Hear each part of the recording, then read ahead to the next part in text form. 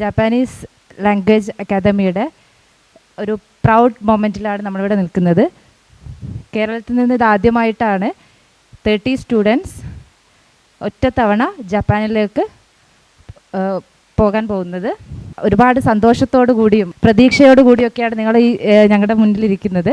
Japanese language അക്കാദമിയുടെ managing director doctor Subin sensei സാറിനെ ഈ ഒരു വേദിയിലേക്ക് ഇൻവൈറ്റ് ചെയ്യുന്നു.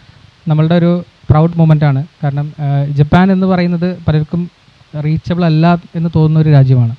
നമ്മൾ യൂറോപ്പിലേക്കാണെങ്കിലും മറ്റ് രാജ്യങ്ങളിലേക്കാണെങ്കിലും ഒത്തിരി പേര് സ്റ്റുഡൻസ് ആയിട്ടാണെങ്കിലും ജോലിക്കാണ് പോകാറുണ്ട്. ജപ്പാനിലേക്ക് പോകുന്ന ആളുകളുടെ എണ്ണം വളരെ പരിമിതമായിരുന്നു. അപ്പോൾ അതിലൊരു മാറ്റം കൊണ്ടുവന്നത് ഞങ്ങളാണ്. 2021 21 പേര് പോയിരുന്നു. പക്ഷേ അന്ന് ഞങ്ങൾക്ക് ഇങ്ങനെ ഒരു വേദി ഒരുക്കാനുള്ളൊരു സാഹചര്യം ഉണ്ടായില്ല. പക്ഷേ നേരെ മറിച്ച് ഞങ്ങൾ അന്നൊരു ജാപ്പനീസ് കൾച്ചറൽ ഫെസ്റ്റ് കോഴിക്കോട് സംഘടിപ്പിച്ചിരുന്നു. അതിലെല്ലാ കുട്ടികളും പങ്കെടുത്തിരുന്നു. അവിടെ വെച്ചാണ് അവർക്ക് പേപ്പർ കൈമാറിയിട്ടുള്ളത്. പക്ഷേ ഇങ്ങനൊരു പാരൻസിനെയും കൂടി കാണാനൊരു അവസരം ഉണ്ടായിട്ടില്ല. അപ്പം അന്നുണ്ടായിരുന്ന വ്യത്യാസം എന്താണെന്ന് വെച്ച് കഴിഞ്ഞാൽ അന്ന് നമുക്ക് എല്ലാ കുട്ടികളായിട്ട് നല്ല ഒരു ആത്മബന്ധം ഉണ്ടായിരുന്നു. അതിൻ്റെ കാരണം എന്താ വെച്ച് കഴിഞ്ഞാൽ അന്ന് ക്ലാസ്സുകളെല്ലാം ഓഫ്ലൈൻ ആയിരുന്നു. അപ്പോൾ എല്ലാ കുട്ടികളെയും നമുക്ക് അവരുടെ എല്ലാ കാര്യങ്ങളും നമുക്ക് അറിയായിരുന്നു. പക്ഷേ ഇപ്പം എന്താ കുഴപ്പമെന്ന് വെച്ച് കഴിഞ്ഞാൽ നമുക്ക് അങ്ങനെ അറിയില്ല. ഇപ്പം ഞാൻ പലരെയും ഇവിടെ വെച്ച് നേരിട്ട് ആദ്യമായിട്ടാണ് കാണുന്നത്. പലരെയും ചിലപ്പോൾ ക്ലാസ് ടീച്ചേഴ്സിനെ പരിചയമുണ്ട്, ടീച്ചേഴ്സ് എടുത്തുണ്ട്, ഓൺലൈനായിട്ട് പരിചയമുണ്ട്. പക്ഷേ നേരിട്ട് നമുക്ക് കാണാനുള്ളൊരു അവസരം ലഭിച്ചിട്ടുണ്ടായിരുന്നില്ല. അപ്പോൾ അതിനൊരു മാറ്റം വേണം. കാരണം ഓൺലൈൻ ആണെങ്കിലും നമുക്ക് അറ്റ്ലീസ്റ്റ് പോകുന്ന സമയത്ത് നമ്മൾ, കാരണം നീ പോയി കഴിഞ്ഞാലും എന്തെങ്കിലും ഒരു ആവശ്യമുണ്ട് നിങ്ങൾ ഞങ്ങളെയാണ് ബന്ധപ്പെടുന്നത്. അപ്പോൾ നിങ്ങളായിട്ടുള്ളൊരു പരിചയം, നിങ്ങൾക്ക് ഞങ്ങളെയും പരിചയം വേണം. ഞങ്ങൾക്ക് നിങ്ങളെയും അറിയാൻ വേണ്ടിയിട്ടാണ് ഈ ഒരു പ്രോഗ്രാം ഞങ്ങൾ ഇന്നിവിടെ സംഘടിപ്പിക്കുന്നത്. സാൻ എന്ന് പറഞ്ഞു കഴിഞ്ഞാൽ നമ്മൾ നാട്ടിൽ ഇംഗ്ലീഷിലാണെങ്കിൽ മിസ്റ്റർ മിസ്സീസ് എന്നൊക്കെ പറയില്ല, ആൾക്കാരെ ബഹുമാനത്തോടെ സംബോധന ചെയ്യുമല്ലോ. അതിന് ജപ്പാനിൽ ഉപയോഗിക്കുന്നതാണ് സാൻ എന്ന് പറയുന്നത്. പേരിന് ശേഷമാണ് ഉപയോഗിക്കുക. ഇംഗ്ലീഷിൽ മിസ്റ്റർ പേരിന് ആദ്യം ഉപയോഗിക്കും, ജാപ്പനീസിൽ ശേഷമാണ്. അപ്പം സ്നേഹത്തോടെ പറയുകയാണെന്ന് വെച്ചാൽ രമീസ് സാൻ, അതുപോലെ ശ്യാം സാൻ, പിന്നെ അരുൺ സാൻ, അതുപോലെ അഖിൽ സാൻ. അപ്പം 4 പേര്, 2 പേരോട് വരുന്നുണ്ട്. അവർ കുറച്ച് ലേറ്റ് ആയിട്ടുണ്ട്, ദൂരത്ത് നിന്ന് വരുന്ന കാരണം. അപ്പം ഇവർ എന്തുകൊണ്ടുകൂടി ഇരിക്കുന്നു ചോദിച്ചു കഴിഞ്ഞാൽ, ഞങ്ങൾക്ക് നിങ്ങളുടെ മുമ്പിലേക്ക് ഞങ്ങൾ പറഞ്ഞാൽ കൂടുതൽ നിങ്ങൾ ഇവരുടെ അടുത്ത് കാര്യങ്ങൾ ചോദിച്ച് മനസ്സിലാക്കുന്നതാണ് ഞങ്ങൾ ആഗ്രഹിക്കുന്നത്. കാരണം ഞങ്ങൾ ഇവിടെ നിന്ന് പറയുന്നതും ഇവരെല്ലാവരും ജപ്പാനിൽ പോയി പഠിച്ചു കഴിഞ്ഞു, ജോലി കിട്ടി, ലീവിന് വന്നിരിക്കുന്ന ആൾക്കാരാണ്.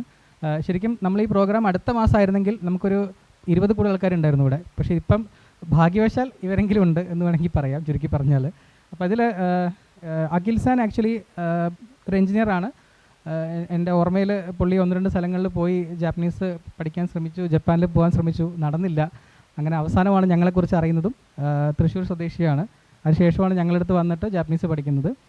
റമീസാനും അങ്ങേയറ്റത്തിരിക്കുന്ന ആളും സെയിം സിറ്റുവേഷനായിരുന്നു. അപ്പം നമ്മൾ ഇവരുടെ അടുത്ത് കൊടുത്ത കോൺഫിഡൻസ് എന്ന് വെച്ചാൽ ജാപ്പനീസ് പഠിക്കാൻ പറ്റും. കാരണം നമ്മൾ ഇവിടെ 14 വർഷമായി പഠിപ്പിക്കുന്നു ഇപ്പം. അപ്പോൾ നമ്മളുടെ ഒരു കോൺഫിഡൻസ്, ഇപ്പോൾ ഞാനും എൻ്റെ കൂടെ ടീച്ചേഴ്സ് 99% ആൾക്കാരും ജപ്പാനിൽ പോയി ജാപ്പനീസ് പഠിച്ചു വന്ന ആൾക്കാരാണ്. അപ്പം ഞങ്ങളിവിടെ ഉപയോഗിക്കുന്ന സിലബസ് എന്ന് പറഞ്ഞാൽ നമ്മൾ മലയാളം ഭാഷയുടെയും ജാപ്പനീസിൻ്റെയും കണക്ഷൻ മനസ്സിലാക്കിയിട്ട് മലയാളത്തിൽ പഠിപ്പിക്കുന്ന രീതിയാണ്. അപ്പോൾ ആ ഒരു കോൺഫിഡൻസ് കൊണ്ടാണ് നമുക്ക് എന്ത് ചെയ്യുന്നത്, ഇവരുടെ അടുത്ത് നിങ്ങൾ പഠിച്ചു കഴിഞ്ഞാൽ പാസ്സാവുമെന്ന് പറയാൻ വേണ്ടി ധൈര്യം കൊടുക്കാൻ നമുക്ക് സാധിക്കുന്നത്. അപ്പം അങ്ങനെ ഇവർ പഠിച്ചു. ഇവരുടെ ബാച്ചിൽ കുറേ പേര് ഒന്നിച്ച് ജപ്പാനിൽ പോയി. ഇപ്പം അവർ 2 പേരും ജോലിക്ക് കയറി ലീവിന് വന്നിരിക്കുന്ന സമയമാണ്. പിന്നെ ശ്യാം സാൻ ആക്ച്വലി ഇവിടെ വർക്ക് ചെയ്തത് ഹോണ്ടയിൽ മാനേജറൊക്കെ ആയിട്ടാണെങ്കിലും ജപ്പാൻ എന്ന് പറഞ്ഞാൽ വളരെ പാഷനേറ്റ് ഒരാളാണ്. 2019 മുതൽ ഇവിടെ പഠിച്ചിട്ട് നന്നായിട്ട് ജാപ്പനീസ് ഇവിടെ സംസാരിക്കുമായിരുന്നു. അപ്പം അദ്ദേഹത്തിന് നമ്മൾ ജപ്പാനിലേക്ക് പോകാൻ, ഇപ്പോൾ നിങ്ങൾക്കറിയാം, നിങ്ങൾ പോകണമെങ്കിൽ ഒരു ഫിനാൻസ് സ്പോൺസർ സപ്പോർട്ട് കാര്യങ്ങളൊക്കെ വേണം.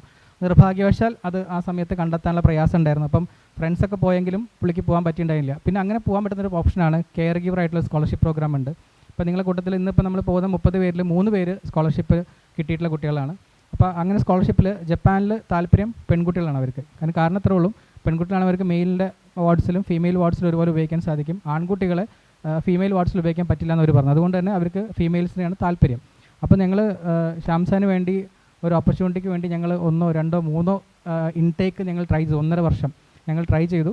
3ാമത്തെ ഇൻടേക്കിൽ ഞങ്ങളൊരു കോളേജിൻ്റെ അടുത്ത് പറഞ്ഞു, ഒരു ഹോസ്പിറ്റലിൻ്റെ അടുത്ത് പറഞ്ഞു, ഞങ്ങൾ ഒരു ആളെ പരിചയപ്പെടുത്തും, നിങ്ങൾക്ക് നിങ്ങൾ ഇൻ്റർവ്യൂ എടുത്ത് നോക്കിക്കോളൂ, എടുത്തില്ലെങ്കിൽ കുഴപ്പമില്ല, നിങ്ങൾക്ക് വേണ്ടെങ്കിൽ നിങ്ങൾ ഒഴിവായിക്കോളൂ എന്ന് പറഞ്ഞു. കാരണം ഞങ്ങൾക്ക് കോൺഫിഡൻ്റ് ആയിരുന്നു അദ്ദേഹം, ശ്യാംസാൻ നന്നായിട്ട് ജാപ്പനീസ് സംസാരിക്കും. മാത്രമല്ല നിങ്ങൾക്ക് സംസാരിച്ചു തുടങ്ങിയാൽ മനസ്സിലാവും, വളരെ വൈബ്രൻ്റ് ആയിട്ടൊരു ക്യാരക്ടറാണ്. ജപ്പാനെക്കുറിച്ച് അത്രയും ആധികാരികമായിട്ട് പഠിച്ചിട്ടും അതുപോലെ ഇപ്പം ഈ കൂട്ടത്തിലുള്ള നിങ്ങൾ ഇപ്പോൾ ഒരു ജാപ്പനീസ് പഠിച്ചിരിക്കുന്ന സമയത്ത് നിങ്ങൾക്ക് എത്ര കാഞ്ചി അറിയുമെന്ന് എനിക്കറിയില്ല. പക്ഷേ നിങ്ങളുടെ ഈ ഒരു ലെവലിൽ ഒരു 200-200ഓളം കാഞ്ചി സ്വന്തമായിട്ട് പഠിച്ചിട്ടുള്ള ആൾ, ഞങ്ങൾ പഠിപ്പിക്കുക കൂടുതൽ കാഞ്ചിക്ക് സ്വന്തമായിട്ട് പഠിക്കുന്ന ആളായിരുന്നു. അപ്പോൾ ആ ഒരു ഇതുള്ളതുകൊണ്ട് ഞങ്ങൾക്കൊരു കോൺഫിഡൻസ് ഉണ്ടായിരുന്നു. പിന്നെ ആളുടെ മദർ ഓൾറെഡി ഒരു നേഴ്സായിരുന്നു, റിട്ടയർഡ് ആയിട്ടുള്ളതാണ്. ഇപ്പം പക്ഷേ അതുകൊണ്ട് തന്നെ ശ്യാംസൻ ഒരുപാട് കെയർ ഗിവിങ് പ്രോഗ്രാംസിൽ പങ്കെടുത്തിട്ടുകൊണ്ട് കോഴ്സ് ചെയ്തിട്ടുണ്ടായിരുന്നു. അതൊക്കെ ബെനിഫിറ്റ് ആയിട്ടുണ്ട് ഈ ഒരു നമ്മൾ അത് റിക്വസ്റ്റ് ചെയ്ത സമയത്ത്. അപ്പം എന്തായാലും ഭാഗ്യവശാൽ ശ്യാംസൻ ആ ഇൻ്റർവ്യൂവിൽ ക്രാക്ക് ചെയ്യാൻ സാധിച്ചു. ഇപ്പോൾ ജപ്പാനിൽ ജസ്റ്റ് 1 ഇയർ പഠിച്ചിട്ട് ഇപ്പോൾ കെയർ ഗിവർ വിസയിലേക്ക് മാറിയിട്ടുണ്ട്. അപ്പോൾ ആ ഗ്യാപ്പിൽ ഇപ്പോൾ അടുത്ത മാസം ജോയിൻ ചെയ്യണം. അപ്പോൾ ഗ്യാപ്പിൽ ലീവിന് വന്നിരിക്കുന്നതാണ് ശ്യാംസൻ. പിന്നെ അരുൺ സാൻ. ഈ അരുൺ സാൻ എന്ന് പറയുന്ന ആളാണ് ഇപ്പം KCGI, അതായത് ക്യോത്തോയിലേക്ക് പോയിട്ട് ഇപ്പോൾ ലീവിന് നാട്ടിൽ ഒരേ ആൾ അരുൺ സാനാണ്. ബാക്കിയുള്ള കുട്ടികളൊക്കെ നെക്സ്റ്റ് മന്ത് ലീവിന് വരുന്നുള്ളൂ. ഇതിപ്പോൾ അരുൺ സാൻ ജോലി കിട്ടിയിട്ട് വെയിറ്റ് ചെയ്യണം. നെക്സ്റ്റ് എന്നാ പോകുന്നത്? 3 ഏപ്രിൽ 3 പോകും. അപ്പം ഇതും ഞാൻ പറയും ഭാഗ്യം കൊണ്ട് ഒരാൾ ഉണ്ടെന്ന് ഞാൻ പറയുള്ളൂ. കാരണം ഇതൊരു ഭാഗ്യമാണ്. കാരണം നമ്മൾ ഈ പ്രോഗ്രാം നമുക്ക് ഈ ജപ്പാനിലെ പേപ്പേഴ്സ് വരുന്നത് കുറച്ച് നമ്മൾ വിചാരിച്ച സമയത്ത് വരില്ല, കുറച്ച് ബുദ്ധിമുട്ടാണ്. വന്നാലും നമ്മൾ വിസയ്ക്ക് അപ്ലിക്കേഷൻ കൊടുത്താലും കൊടുത്ത ഓർഡറിലല്ല വിസ കിട്ടുന്നത്. നിങ്ങൾക്ക് അറിയുണ്ടാവും, നിങ്ങൾ ഫസ്റ്റ് കൊടുത്ത ആൾക്കാർക്ക് ഇപ്പോഴും വന്നിട്ടില്ല, ലാസ്റ്റ് കൊടുത്ത ആൾക്ക് വിസ വന്നു എന്നുള്ള സിറ്റുവേഷനൊക്കെ ഉണ്ടായിട്ടുണ്ട്. അപ്പോൾ അങ്ങനെ സിറ്റുവേഷൻ വരുന്നതുകൊണ്ട് നമുക്ക് ഒരു പ്രോഗ്രാം ഫിക്സ് ചെയ്യാൻ പറ്റില്ല, കുറച്ച് ബുദ്ധിമുട്ടാണ്. അപ്പം ഈ ഒരു സമയത്ത് അരുൺ സാനും ഉണ്ട്. അപ്പോൾ എനിക്ക് തോന്നുന്നു കൂടുതൽ കുട്ടികൾ 26 പേര് KCGയിലേക്കാണ് പോകുന്നത്. അപ്പം നിങ്ങൾക്ക് ചിലപ്പം കൂടുതൽ സംസാരിക്കാനും സംശയങ്ങൾ ചോദിക്കാനും പറ്റിയ അവസരമാണ്. JLA എന്ന് പറയുന്നത് ജാപ്പനീസ് ലാംഗ്വേജ് അക്കാദമി നമ്മൾ തുടങ്ങിയിട്ട് 14 വർഷമായി.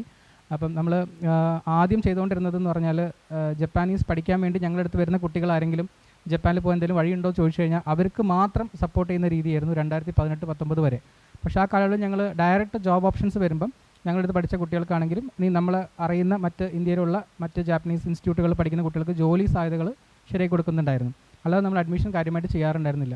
ഈ 2018-19 ശേഷം ഒരുപാട് ഫേക്ക് ഏജൻസീസ്, ഫേക്ക് എന്ന് പ്രത്യേകം എടുത്ത് പറയും, നിങ്ങൾക്ക് അറിയേണ്ട കുറേ പത്രവാർത്തകളൊക്കെ വന്നിട്ടുണ്ട്.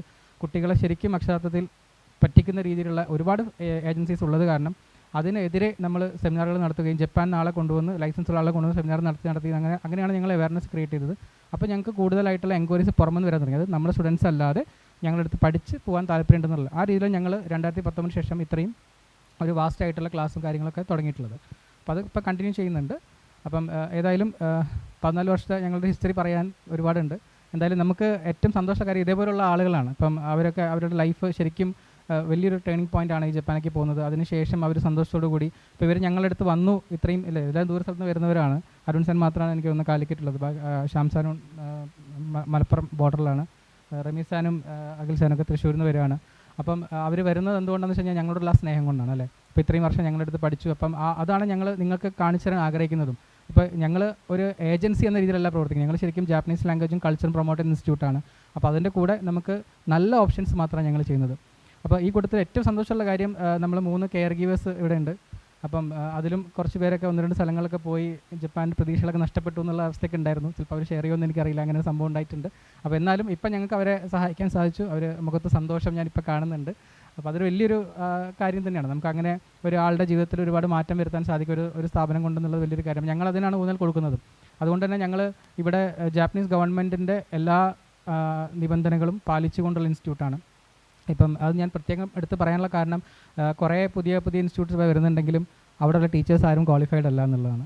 ഇപ്പം ഞങ്ങളെപ്പോലെ ഒരു ഇൻസ്റ്റിറ്റ്യൂട്ടിൽ N5 എന്ന് പറയുന്ന ജാപ്പനീസ് ബേസിക് ലെവൽ പഠിപ്പിക്കണമെങ്കിൽ മിനിമം N3 പാസ്സായിട്ട് 3rd ലെവൽ പാസ്സായിട്ടുള്ള ആളായിരിക്കണം എന്നുള്ള നിയമം ജപ്പാൻ ഗവൺമെൻറ് പറഞ്ഞിട്ടുണ്ടെങ്കിലും അത് പാലിക്കുന്ന കേരളത്തിൽ ഒരേ ഒരു ഇൻസ്റ്റിറ്റ്യൂട്ട് ഞങ്ങളാണ്. ഞങ്ങൾക്ക് അഭിമാനത്തോടെ പറയാൻ പറ്റും. കേരളത്തിൽ വേറെ ഇൻസ്റ്റിറ്റ്യൂട്ട്, കേരളത്തിന് പുറത്തുണ്ട്, ബാംഗ്ലൂർ, ചെന്നൈയിലൊക്കെ ഇഷ്ടംപോലെ ഇൻസ്റ്റിറ്റ്യൂട്ട് ഉണ്ടെങ്കിലും കേരളത്തിൽ ആരും തന്നെ ഇല്ല എന്നുള്ളതാണ് സത്യം. അപ്പോൾ അത് ഞങ്ങൾ ചെയ്യുന്നത് കൊണ്ടാണ് നമുക്ക് ഇത്രയും ഗ്രോത്ത് വരുന്നതും.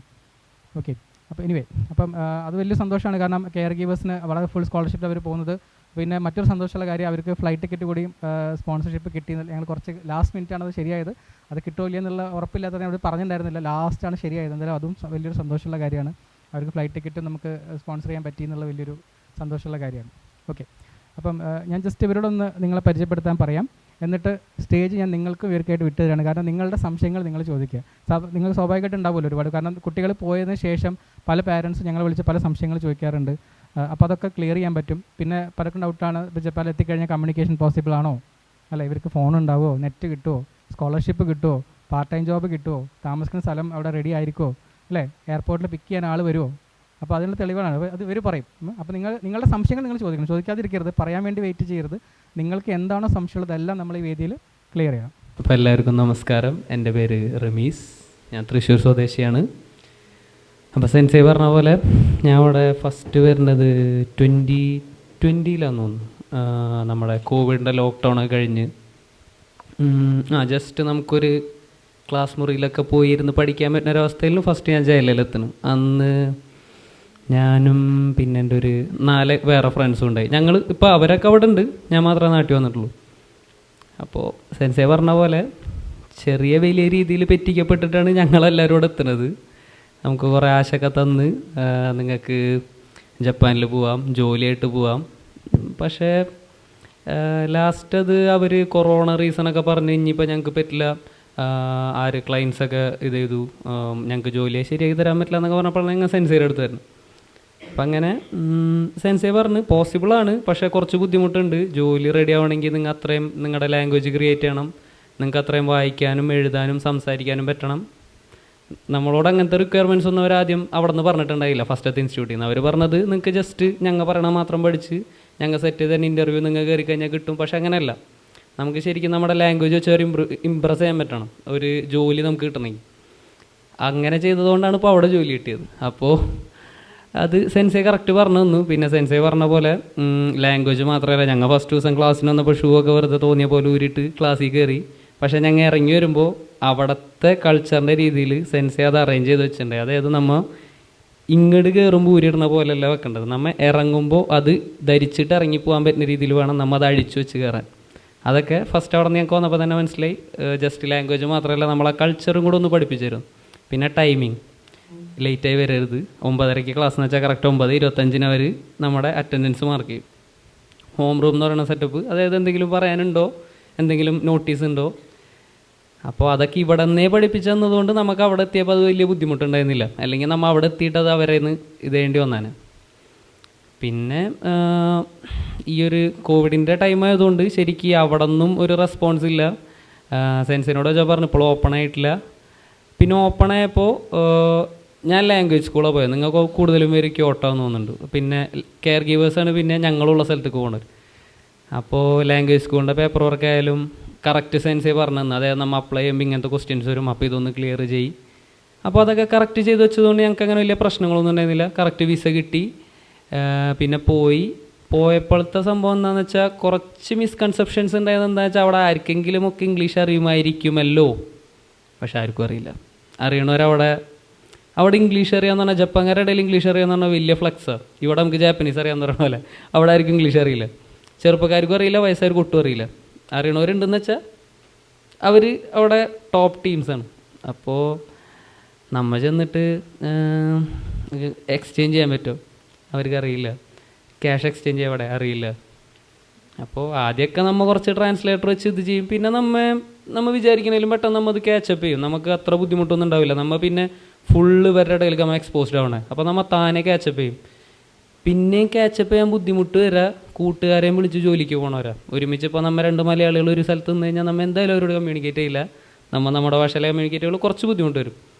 അപ്പോൾ ഞാനെന്നൊക്കെ പറഞ്ഞാൽ കിച്ചണിലാണ് വർക്ക് ചെയ്തത്, അവിടെ KFC-യിൽ വർക്ക് ചെയ്യുന്നത്. അപ്പോൾ എൻ്റെ കൂടെ ഉണ്ടായിരുന്ന എൻ്റെ കൊളീഗ്സൊക്കെ കൂടുതലും ജപ്പാൻകാരായതുകൊണ്ട് നമുക്ക് പഠിക്കാണ്ട് വേറെ രക്ഷയില്ല, നമുക്ക് പഠിച്ചേ പറ്റൂ. അപ്പോൾ നമ്മൾ അവർ പറയണത് ശ്രദ്ധിക്കുക, നമ്മൾ കമ്മ്യൂണിക്കേറ്റ് ചെയ്യാൻ ശ്രമിക്കുക.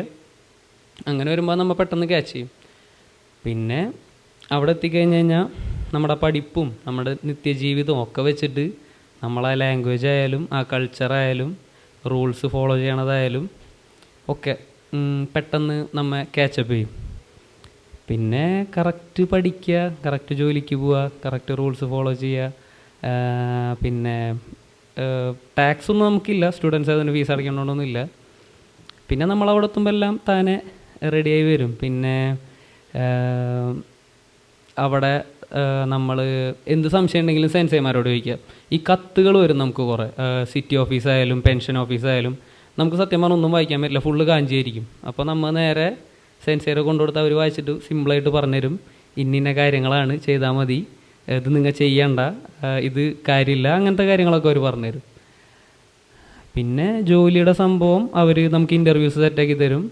അവർ ഇമ്പ്രസ് ചെയ്യാന്നുള്ളത് നമ്മുടെ ഇതാണ്. നമ്മൾ എന്താ പറയുക, കറക്റ്റ് CV ഒക്കെ അവർ ചെക്ക് ചെയ്തിട്ട് നമ്മുടെ ഇൻട്രസ്റ്റും സംഭവങ്ങളൊക്കെ നോക്കി നമ്മൾ ഇൻ്റർവ്യൂവിന് കയറിയിട്ട് GCOPR എന്ന് അവർ പറയാം. അതായത് നമ്മളെ അവർക്ക് സെല് ചെയ്യാനുള്ള രീതിയിൽ ലാംഗ്വേജ് ബിൽഡ് ചെയ്യുക എന്നുള്ളതാണ് നമ്മുടെ ഒരു ഇത്. അങ്ങനെ ചെയ്ത് ജോലി ആയി കഴിഞ്ഞാലും ബാക്കി ഫുള്ള് പേപ്പർ വർക്ക്സായി ജോലിയായി നമ്മളവിടെ കയറണത് വരെ ആ സ്കൂളിൻ്റെ സപ്പോർട്ട് നമുക്കുണ്ടാവും. കൊന്നിച്ചിവ അതാണ്. ജപ്പാനിൽ പോയി കഴിഞ്ഞപ്പോൾ എന്നെ ഇൻട്രൊഡ്യൂസ് ചെയ്തു സെൻസൈ. ഞാൻ ഒരുപാട് കാലം ജപ്പാനിൽ പോകണം എന്നുള്ള ആഗ്രഹമായിട്ട് നടന്ന ഒരാളായിരുന്നു. പിന്നെ അതിൻ്റെ ഇടയ്ക്ക് പിന്നെ പോകണ്ടെന്ന് വെച്ചു. പിന്നെ നമ്മൾ ആദ്യം സ്റ്റുഡൻറ്റ് വിസയ്ക്ക് അപ്ലൈ ചെയ്ത സമയത്ത് ഫിനാൻഷ്യലി കാണിച്ച നമ്മളെ ഡോക്യുമെൻറ്റ്സ് കുറച്ച് ബുദ്ധിമുട്ടായിരുന്നു. ആ സമയത്ത് അത് കഴിഞ്ഞതിന് ശേഷമാണ് എനിക്ക് അത് കിട്ടില്ല എന്ന് സെൻസൈ പറഞ്ഞു. അപ്പോൾ ആദ്യം വന്ന സമയത്ത് സെൻസൈ പറയുന്ന സത്യസന്ധമായ കാര്യങ്ങളാണ്. വേറെ ഇൻസ്റ്റിറ്റ്യൂഷനിലൊക്കെ പോയി കഴിഞ്ഞാൽ ആദ്യം നമ്മളെ അവിടെ ചായയൊക്കെ തന്നിരുത്തും, ആയിരിക്കും എന്തായാലും നിങ്ങൾക്ക് ജപ്പാനിൽ പോകാൻ പറ്റും. പക്ഷേ സെൻസൈ പറഞ്ഞ് ഡോക്യുമെൻറ്റ്സ് ഉണ്ട്, ഇങ്ങനെയാണല്ലേ, നമുക്ക് ഇത്രയും ബുദ്ധിമുട്ടുകൾ കാര്യങ്ങളുണ്ട്. അപ്പോൾ ഞാൻ വിചാരിച്ച് ഇവരെന്തത് പറയുന്നു, ഒരാൾ വന്നിട്ട് എങ്ങനെയെങ്കിലും പോകാൻ വേണ്ടിയില്ല ശ്രമിക്കുക. പക്ഷേ ആ ഒരു കാര്യത്തിൽ ജാപ്പനീസ് ലാംഗ്വേജ് അക്കാഡമീനെ ഞാൻ പ്രശംസിക്കുന്നുണ്ട്. സത്യസന്ധമായ കാര്യങ്ങൾ മാത്രം പറയുന്ന ഒരു അക്കാഡമിയാണ്. അത് നിങ്ങൾക്കും അനുഭവം ഉണ്ടാവും. പല കാര്യസും നമ്മൾ വില്ലേജിൽ പോയിട്ട് ആ പേപ്പർ വേണോ ഈ പേപ്പർ വേണോ ഈ പേപ്പർ വേണം എന്നൊക്കെ നമ്മളോട് പറയണല്ലോ. അപ്പോൾ നമ്മളത് വിചാരിക്കും ഇതെന്താ ഇങ്ങനെ, ഇതൊക്കെ ഇവർ ശരിയാക്കണ്ടേ. പക്ഷേ അത് നമ്മുടെ പേപ്പർ, അത് അവിടെ തന്നെ നമ്മളൊരു ജാപ്പനീസ് കൾച്ചർ കാണുന്നുണ്ട്. കാരണം നമ്മളെ ഡോക്യുമെൻ്റാണ്, നമ്മളെ ഡോക്യുമെൻ്റ് നമ്മൾ റെഡിയാക്കണ്ടേ. ഞാനിപ്പോൾ ഇവിടെ ലാസ്റ്റ് ടൈം ഇവിടുന്ന് പോകുമ്പോൾ വർക്ക് ചെയ്യുന്നത് മെർസിഡീസിൻ്റെ AGM ആയിട്ടായിരുന്നു. അപ്പോൾ സെൻസറിനോട് വെച്ച് പോകണോ, അപ്പോൾ നമ്മളൊരു കോർപ്പറേറ്റ് കൾച്ചറിൽ വർക്ക് ചെയ്ത് നമ്മൾ ഇവിടെ നിൽക്കുന്ന സമയത്ത് നമ്മൾ ജപ്പാനിൽ പോകണം. അപ്പം ജപ്പാനിനെ കുറിച്ച് ഞാൻ പഠിക്കുന്നത് പറഞ്ഞു കഴിഞ്ഞാൽ, നമ്മൾ ആദ്യം എൻ്റെ പപ്പയുടെ അനിയൻ ആള് കുവൈറ്റിലായിരുന്നു. വന്ന സമയത്ത് ഷാർപ്പ് എന്ന് പറഞ്ഞിട്ടൊരു കമ്പനി കേട്ടിട്ടുണ്ട്. ഇപ്പോൾ അങ്ങനെ കേൾക്കാൻ സാധ്യതയില്ല, കാരണം അവരെ അണ്ടറിലാണ് ഇപ്പോൾ ബാക്കി എല്ലാ കമ്പനിയും വരുന്നത്. നമ്മളെ LED-ൻ്റെ ഒക്കെ പാറ്റൻ്റ് അവരുടെ പേരിലാണ്. അപ്പോൾ ഷാർപ്പ് എന്ന് പറഞ്ഞ കമ്പനിയിൽ അത്രയും ക്വാളിറ്റി ഉള്ള ഒരു സാധനം ഞാൻ അതുവരെ കണ്ടിട്ടില്ലായിരുന്നു. അപ്പോൾ ഞാൻ അതിൽ ഡെയിലി നമ്മുടെ കാസറ്റ്, നിങ്ങൾ കണ്ടിട്ടുണ്ടോ അറിയില്ല, കാസറ്റ് ഇട്ടിട്ട് പ്ലേ ചെയ്യുന്ന ടേപ്പ് റെക്കോർഡറായിരുന്നു. അപ്പോൾ ആ സാധനത്തിൻ്റെ ക്വാളിറ്റി, അപ്പോൾ ഞാൻ ജപ്പാനെ കുറിച്ച് ചെറുപ്പം തൊട്ടേ അങ്ങനെ നോക്കാൻ തുടങ്ങി. അപ്പോൾ ഏത് രാജ്യത്തിൻ്റെ ഇത്രയും പെർഫെക്ഷനും ഇത്രയും സൗണ്ട് ക്വാളിറ്റി ഉള്ള ഒരു പ്രൊഡക്റ്റ് ഞാൻ കണ്ടിട്ടില്ലായിരുന്നു. അപ്പോൾ അങ്ങനെ ചെറുപ്പം തൊട്ടേ നമുക്ക് ജപ്പാനിനോട് ഒരു ആകർഷണം ഉണ്ടായിരുന്നു. അതിനുശേഷമാണ് ഞാൻ ഹോണ്ടയിൽ വർക്ക് ചെയ്യുന്നത്. ഹോണ്ടയിൽ ബോഡി ഷോപ്പ് മാനേജറായിട്ട് കയറുന്ന സമയത്ത് നമ്മൾ ബാക്കിയുള്ള കമ്പനികൾ പോലെയല്ല, ഹോണ്ടയിൽ കുറേ സിസ്റ്റം ജാപ്പനീസിൽ കുറേ വേർഡൊക്കെ എഴുതി വെച്ചിട്ടുണ്ട്, ഇത് എന്തിനാണ്. അപ്പോൾ അതിനെക്കുറിച്ച് അത് ട്രാൻസ്ലേറ്റ് ചെയ്ത് പഠിച്ചപ്പോഴാണ് നമ്മുടെ കറക്റ്റ്നെസ്, ഓർഡർനെസ്, അങ്ങനെ പല കാര്യങ്ങളുണ്ട്. 5S എന്ന് പറയും. അപ്പോൾ എനിക്ക് ജപ്പാനോട് ഭയങ്കര താല്പര്യമായി. അതായത് ഇങ്ങനെ ഒരു രാജ്യത്തെ എല്ലാ ആളുകളും ഇങ്ങനെ ജീവിക്കുന്ന ഒരു കൺട്രിയിൽ നമ്മൾ പോയാൽ അങ്ങനെ ഉണ്ടാവും എന്നുള്ളത് നമുക്കറിയണം. അങ്ങനെ ജയിലിൽ വന്ന് അപ്പോൾ ആദ്യത്തെ സെൻസൈ പറഞ്ഞു ഇങ്ങനെയൊക്കെയാണ് പ്രശ്നം, അപ്പോൾ നമുക്ക് അത് ചെയ്യാൻ പറ്റില്ല. അങ്ങനെ ഞാൻ ആകെ ഇതായി. പിന്നെ ജാപ്പനീസ്, അപ്പോഴും എനിക്ക് ജാപ്പനീസ് പഠിക്കാൻ ഭയങ്കര താല്പര്യമായിരുന്നു. നമ്മൾ കാര്യങ്ങൾ അങ്ങനെ ഞാൻ ആ സമയത്ത് തന്നെ എനിക്ക് ജപ്പാനിൽ കുറേ ഫ്രണ്ട്സായി, ജപ്പാൻകാർ. അങ്ങനെ അവരായിട്ട് ഡെയിലി ചാറ്റ് ചെയ്യും ഇതൊക്കെ. അപ്പോൾ അവരൊരു ശംസാൻ നിങ്ങൾ ജപ്പാനിലേക്ക് വരി, ഇങ്ങനെ ചെയ്യാം, ക്യോത്തോ, ഐച്ചി, ഓസാക്ക, അങ്ങനെയുള്ള എല്ലാ സ്ഥലത്തും ഫ്രണ്ട്സ് ഉണ്ട്, റമീസാനൊക്കെ അറിയാം. അപ്പോൾ അങ്ങനെ ഞാൻ വരാന്നൊക്കെ പറഞ്ഞു. അപ്പോൾ സെൻസിനോട് വെച്ചപ്പോൾ സെൻസൈ സത്യസന്ധമായ കാര്യം പറഞ്ഞു. നമ്മളപ്പോൾ വെറുതെ മോഹിപ്പിച്ചിട്ട് ഇത് ചെയ്യുന്ന ഒരു കൾച്ചർ ജയിലേക്കില്ല. അത് നിങ്ങൾക്ക് പറഞ്ഞാൽ മനസ്സിലാവും. പല ഡോക്യുമെൻറ്റും പറയുമ്പോൾ വ്യക്തമായിട്ടും കറക്റ്റായിട്ടാണ് ഇവിടെ പറയാം. അപ്പോൾ ആ ഒരു കാര്യം ഇതായതുകൊണ്ട് ഞാൻ അങ്ങനെ പറഞ്ഞു, ഓക്കെ സെൻസൈ പറഞ്ഞു. പിന്നെ ഒരു ദിവസം ഞാൻ ഓഫീസിൽ ഒരു മീറ്റിംഗ് കഴിഞ്ഞ് ഇറങ്ങുമ്പോഴാണ് സെൻസൈൻ്റെ കോൾ വരുന്നത്. ശംസാൻ ഇങ്ങനെ ഒരു ഇതുണ്ട്, ശംസാൻ പോവോ, കെയർ ഗീവറാണ്. അപ്പോൾ ഞാൻ കെയർ ഗീവറിന് എന്താ പ്രശ്നം. ആക്ച്വലി ഞാൻ വർക്ക് ചെയ്യുന്ന സമയത്ത് തന്നെ നമ്മൾ ഹോളിഡേ കിട്ടുന്ന ഇവിടെ പല വൃദ്ധസദനങ്ങളുണ്ട്. നമ്മൾ നിങ്ങൾക്കറിയാം, സൺഡേ ഒക്കെ ഞാൻ വർക്കില്ലാത്ത സമയത്ത് വോളണ്ടിയർ ആയിട്ട് പോകാറുണ്ട്. അങ്ങനെ പോയിട്ട് പല ഇൻസ്റ്റിറ്റ്യൂഷനിലും പല കോഴ്സും ചെയ്തു. നമ്മളെ ഇതൊക്കെ എമർജൻസീൻ്റെയൊക്കെ കോഴ്സുകളും കാര്യങ്ങളൊക്കെ ചെയ്തിട്ടുണ്ടായിരുന്നു. അപ്പോൾ അതെനിക്കൊരു സപ്പോർട്ടായി. അപ്പോൾ ആ കാര്യം കൂടി വെച്ചപ്പോൾ സെൻസൈ പറഞ്ഞാൽ നോക്കല്ലേ, നമുക്കൊന്ന് ഇൻ്റർവ്യൂ അറ്റൻഡ് ചെയ്ത് നോക്കാമെന്ന് പറഞ്ഞു. അപ്പോൾ ഇൻ്റർവ്യൂ അറ്റൻഡ് ചെയ്യുന്ന സമയത്ത് എനിക്കും പേടിയുണ്ടായിരുന്നു. പക്ഷേ നോർമലി വേറൊരു രാജ്യത്തിൻ്റെ ഇൻ്റർവ്യൂ അറ്റൻഡ് ചെയ്യുന്ന പോലെയല്ല ജാപ്പനീസ് കമ്പനിയുടെ ഇൻ്റർവ്യൂ അറ്റൻഡ് ചെയ്യുക. അവർ നമ്മളെ വീട്ടിലുള്ള ആൾക്കാരെ പോലെ നമ്മളോട് സംസാരിക്കുക, എന്തൊക്കെയാണ് രാവിലെ എന്താ കഴിച്ച്, അങ്ങനെ വളരെ സിമ്പിളായിട്ട്. അപ്പോൾ തന്നെ നമുക്കൊരു കോൺഫിഡൻസ് വരും. അപ്പോൾ എനിക്കൊന്നും നോക്കല്ല. അപ്പോൾ പിന്നെ ഞാൻ കാര്യങ്ങൾ കുറേ സംസാരിച്ച് അപ്പോൾ അങ്ങനെ പിന്നെ കുറച്ച് ദിവസം കഴിഞ്ഞിട്ടാണ് സെൻസൈ പറഞ്ഞ് ഓക്കെ ആണ്, നമുക്ക് ഇതിന് അപ്ലൈ ചെയ്യാമെന്ന് പറഞ്ഞിട്ട് ഞാൻ ഡോക്യുമെൻറ്റ്സും കാര്യങ്ങളൊക്കെ വെച്ചിട്ട് പോകുന്നത്. ആ സമയത്ത് എനിക്ക് മനസ്സിലായൊരു കാര്യമാണ്, അതുവരെ ഞാൻ എൻ്റെ ഡോക്യുമെൻറ്റ്സ്, പാസ്പോർട്ട് കാര്യങ്ങൾ ഇതൊക്കെ നമ്മളങ്ങനെ ചെക്ക് ചെയ്യില്ലല്ലോ. അപ്പോൾ നമ്മൾ ഓരോ കാര്യത്തിന് നമ്മൾ ഓരോ വില്ലേജിൽ ഇവിടെയൊക്കെ പോകുമ്പോഴാണ് നമ്മളെ ഡോക്യുമെൻറ്റ്സിലുള്ള മിസ്റ്റേക്ക് എത്രത്തോളം ഉണ്ടെന്ന് എനിക്ക് മനസ്സിലായി. അപ്പോൾ അത് ക്ലിയർ ചെയ്യുന്നത് നമ്മളെ ഉത്തരവാദിത്തം. അത് നമ്മളെ ഇവിടെയുള്ള എന്താ പറയുക ഓഫീസർമാരെ പിഴവാണോ അല്ലെങ്കിൽ നമ്മൾ കൊടുത്ത ഡാറ്റേൻ്റെ പിഴവാണോ എന്ന് എനിക്കിപ്പോഴും മനസ്സിലായില്ല. നമ്മൾ ആധാർ കാർഡൊക്കെ എടുക്കുന്ന സമയത്ത് നമ്മൾ കൊടുത്ത ഡാറ്റയൊക്കെ പ്രോപ്പർ ആണെന്നാണ് എൻ്റെ ഒരു വിശ്വാസം. പക്ഷേ അതിന് കുറച്ച് ബുദ്ധിമുട്ടായി. അങ്ങനെ ഞാൻ എൻ്റെ എല്ലാ ഡോക്യുമെൻറ്റ്സും ക്ലിയർ ആക്കി. അപ്പോൾ എല്ലാ ഡോക്യുമെൻറ്റ്സും ക്ലിയർ ആക്കുക എന്ന് പറഞ്ഞാൽ ജപ്പാൻകാരെ സംബന്ധിച്ച് നമ്മൾ ഒരു വ്യക്തി, നമ്മളെ ഒരു പേര്, നമ്മളെ ഇനീഷ്യൽ, അതിൽ ജനിച്ചത് തൊട്ടിട്ട് മാറ്റമില്ലല്ലോ, അഡ്രസ്സിൽ മാത്രം ചിലപ്പോൾ മാറ്റം വരും. അപ്പോൾ നമ്മൾ ഇവിടുന്ന് ഒരു ഡോക്യുമെൻ്റ് കൊടുക്കുമ്പോൾ ഇവിടുന്ന് ജയിലെന്ന് പറയല്ല, അത് അവിടുന്ന് റിജക്ഷൻ ആയിട്ടുണ്ട്, ഇതാണ് പ്രശ്നം. അപ്പോൾ നമ്മൾ വിചാരിക്കുന്നത് ഇവരെന്താ കളിക്കുന്നത്, ഇതിപ്പോൾ ആണ് കയറ്റി വിട്ടാൽ പോരെ. അപ്പോൾ ജപ്പാനിൽ അങ്ങനെ ഒരു റൂളില്ല. ജപ്പാനിൽ നേരെ വാ നേരെ പോ, അതിൽ നിങ്ങൾക്ക് യാതൊരു ബുദ്ധിമുട്ടും ഉണ്ടാവില്ല. അപ്പോൾ ഞാൻ ഇവിടുന്ന് അതൊക്കെ കഴിഞ്ഞ് ഞങ്ങൾ പോകുന്ന സമയത്ത് ഗ്രേസാൻ ഉണ്ടായിരുന്നു. അപ്പോൾ പിന്നെ നമ്മുടെ ഇവിടെ ഉണ്ടായിരുന്നത് എൻ്റെ കൂടെ ഞാൻ ഹോണ്ടയിൽ വർക്ക് ചെയ്യുന്ന സമയത്തുള്ള നമ്മുടെ കൊളീഗ്സിനോടൊക്കെ ഞാൻ പറഞ്ഞു നമുക്ക് ജപ്പാനിൽ പോവാം, നിങ്ങളെ എത്തി. അപ്പോൾ അവർ പറഞ്ഞു ജപ്പാനിലൊന്നും പോകാൻ കഴിയില്ല, ഇങ്ങനെയൊന്നും പോകാൻ കഴിയില്ല. അപ്പോൾ ഞാൻ സെൻസൈനെ നമ്മൾ ജയലയിൽ പോയി അവർ സംസാരിച്ചു. അപ്പോൾ അതിലുള്ള വിപിൻ സാം ഇപ്പോൾ എഞ്ചിനീയറായിട്ട് ഒയ്ത്തേലുണ്ട്. അപ്പോൾ അങ്ങനെ എൻ്റെ കൂടെയുള്ള ആളുകളെയും ഞാൻ ജപ്പാനിലേക്ക്, അത് എനിക്ക് ഭയങ്കര ക്രേസ് ആയിരുന്നു ജപ്പാനിൽ പോകാൻ. അതേപോലെ തന്നെ ഞാൻ എൻ്റെ കൂടെ പരിചയത്തിലുള്ള എല്ലാവരും ഞാൻ പറയാറുണ്ട് ജയലയിൽ വന്നിട്ട് ഇത് ചെയ്യാൻ. ഈ സമയത്ത് തന്നെയാണ് നമ്മൾ ഇൻസ്റ്റാഗ്രാമിലൊക്കെ പല ആളുകളായിട്ട് പരിചയപ്പെടുമല്ലോ, ചെന്നൈയിലൊക്കെ പഠിക്കുന്നത്. അവിടെ ഞങ്ങളിവിടെ സത്യത്തിൽ ഞാൻ വിചാരിച്ച ഒരു 10 ലക്ഷം 20 ലക്ഷം രൂപയൊക്കെ വേണ്ടി വരും ജപ്പാനിൽ പോകാമെന്ന് വിചാരിച്ചിരിക്കുമ്പോഴാണ് ഞാൻ സെൻസൈനോട് ചോദിച്ചപ്പോൾ വളരെ തുച്ഛമായ ഒരു തുക, ഞാൻ എമൗണ്ട് പറയുന്നില്ല. അപ്പോൾ ശരിക്കും ഞാൻ ബിക്കുരിഷിത്ത, അതായത് നമ്മൾ ഞെട്ടിപ്പോയി, ഇത് ഇങ്ങനെ പോകാൻ പറ്റുമെന്ന്. അപ്പോൾ റീസെൻ്റ്ലി ഇപ്പോൾ കാനഡയ്ക്കൊക്കെ പോകാൻ നിങ്ങൾക്ക് അറിയാം 40 lakhs കുറഞ്ഞ ഇത് അഡ്മിഷനൊന്നും എനിക്ക് അവിടെ കിട്ടുമെന്ന് തോന്നുന്നില്ല. അപ്പോൾ അങ്ങനെ സംബന്ധിച്ച് നോക്കുമ്പോൾ നമ്മൾ ജപ്പാനിൽ പോകാൻ വളരെ ഇതാണ്, ഒരു ഫസ്റ്റ് വേൾഡ് കൺട്രിയാണ്. അതായത് നമ്മൾ കാനഡ, US അങ്ങനെയുള്ള കൺട്രിയിൽ പോകുന്ന എൻ്റെ ഫ്രണ്ട്സ് പല ആളുകളും പല രാജ്യത്തുണ്ട്. അവർ ഷെയർ ചെയ്യുന്ന എക്സ്പീരിയൻസ് കേട്ടാൽ നിങ്ങളിപ്പോൾ മാതാപിതാക്കളാണെങ്കിൽ ഞെട്ടിപ്പോവും. അതായത് അവിടുന്ന് നമുക്ക് നേരിടാൻ പറ്റുന്ന റേസിസം കാര്യങ്ങളൊക്കെ ഉണ്ടല്ലോ, നിങ്ങൾ യെല്ലോ സ്കിന്നാണ്, വൈ യു കെയിം ഹിയർ അങ്ങനെയൊക്കെ പറഞ്ഞിട്ടില്ലേ. ഇങ്ങനെയുള്ള ഒരു കാര്യം ജപ്പാൻ നിങ്ങൾക്ക് ഉണ്ടാവില്ല.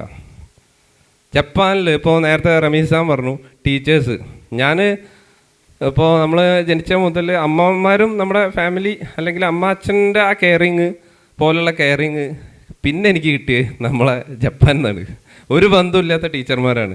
പറയുമ്പോൾ നമ്മളടുത്ത് വന്നിരുന്നത് നമുക്ക് മാനസികമായിട്ടോ അല്ല പേഴ്സണലി അല്ല വീട്ടിലിപ്പോൾ പ്രശ്നമുണ്ട്, പൈസേൻ്റെ പ്രശ്നമുണ്ട്, അപ്പോൾ ടീച്ചർമാർ വന്നിട്ട് അങ്ങനെയാണല്ലേ, അപ്പോൾ അരുപയത്വം അങ്ങനെ ചെയ്തിട്ട് അത് തരാം, ലീവ് ഞാൻ ഇത് പറഞ്ഞുതരാം എന്നൊക്കെ പറഞ്ഞിരുന്ന ടീച്ചേഴ്സിനൊക്കെ ഞാൻ എൻ്റെ ജീവിതത്തിൽ നമ്മളവിടുത്തെ ടീച്ചർ, നമുക്ക് ആ കൾച്ചർ ഉണ്ടായിരുന്നു, നമ്മളെ ഭാരതീയ സംസ്കാരം ഉണ്ടായിരുന്നു.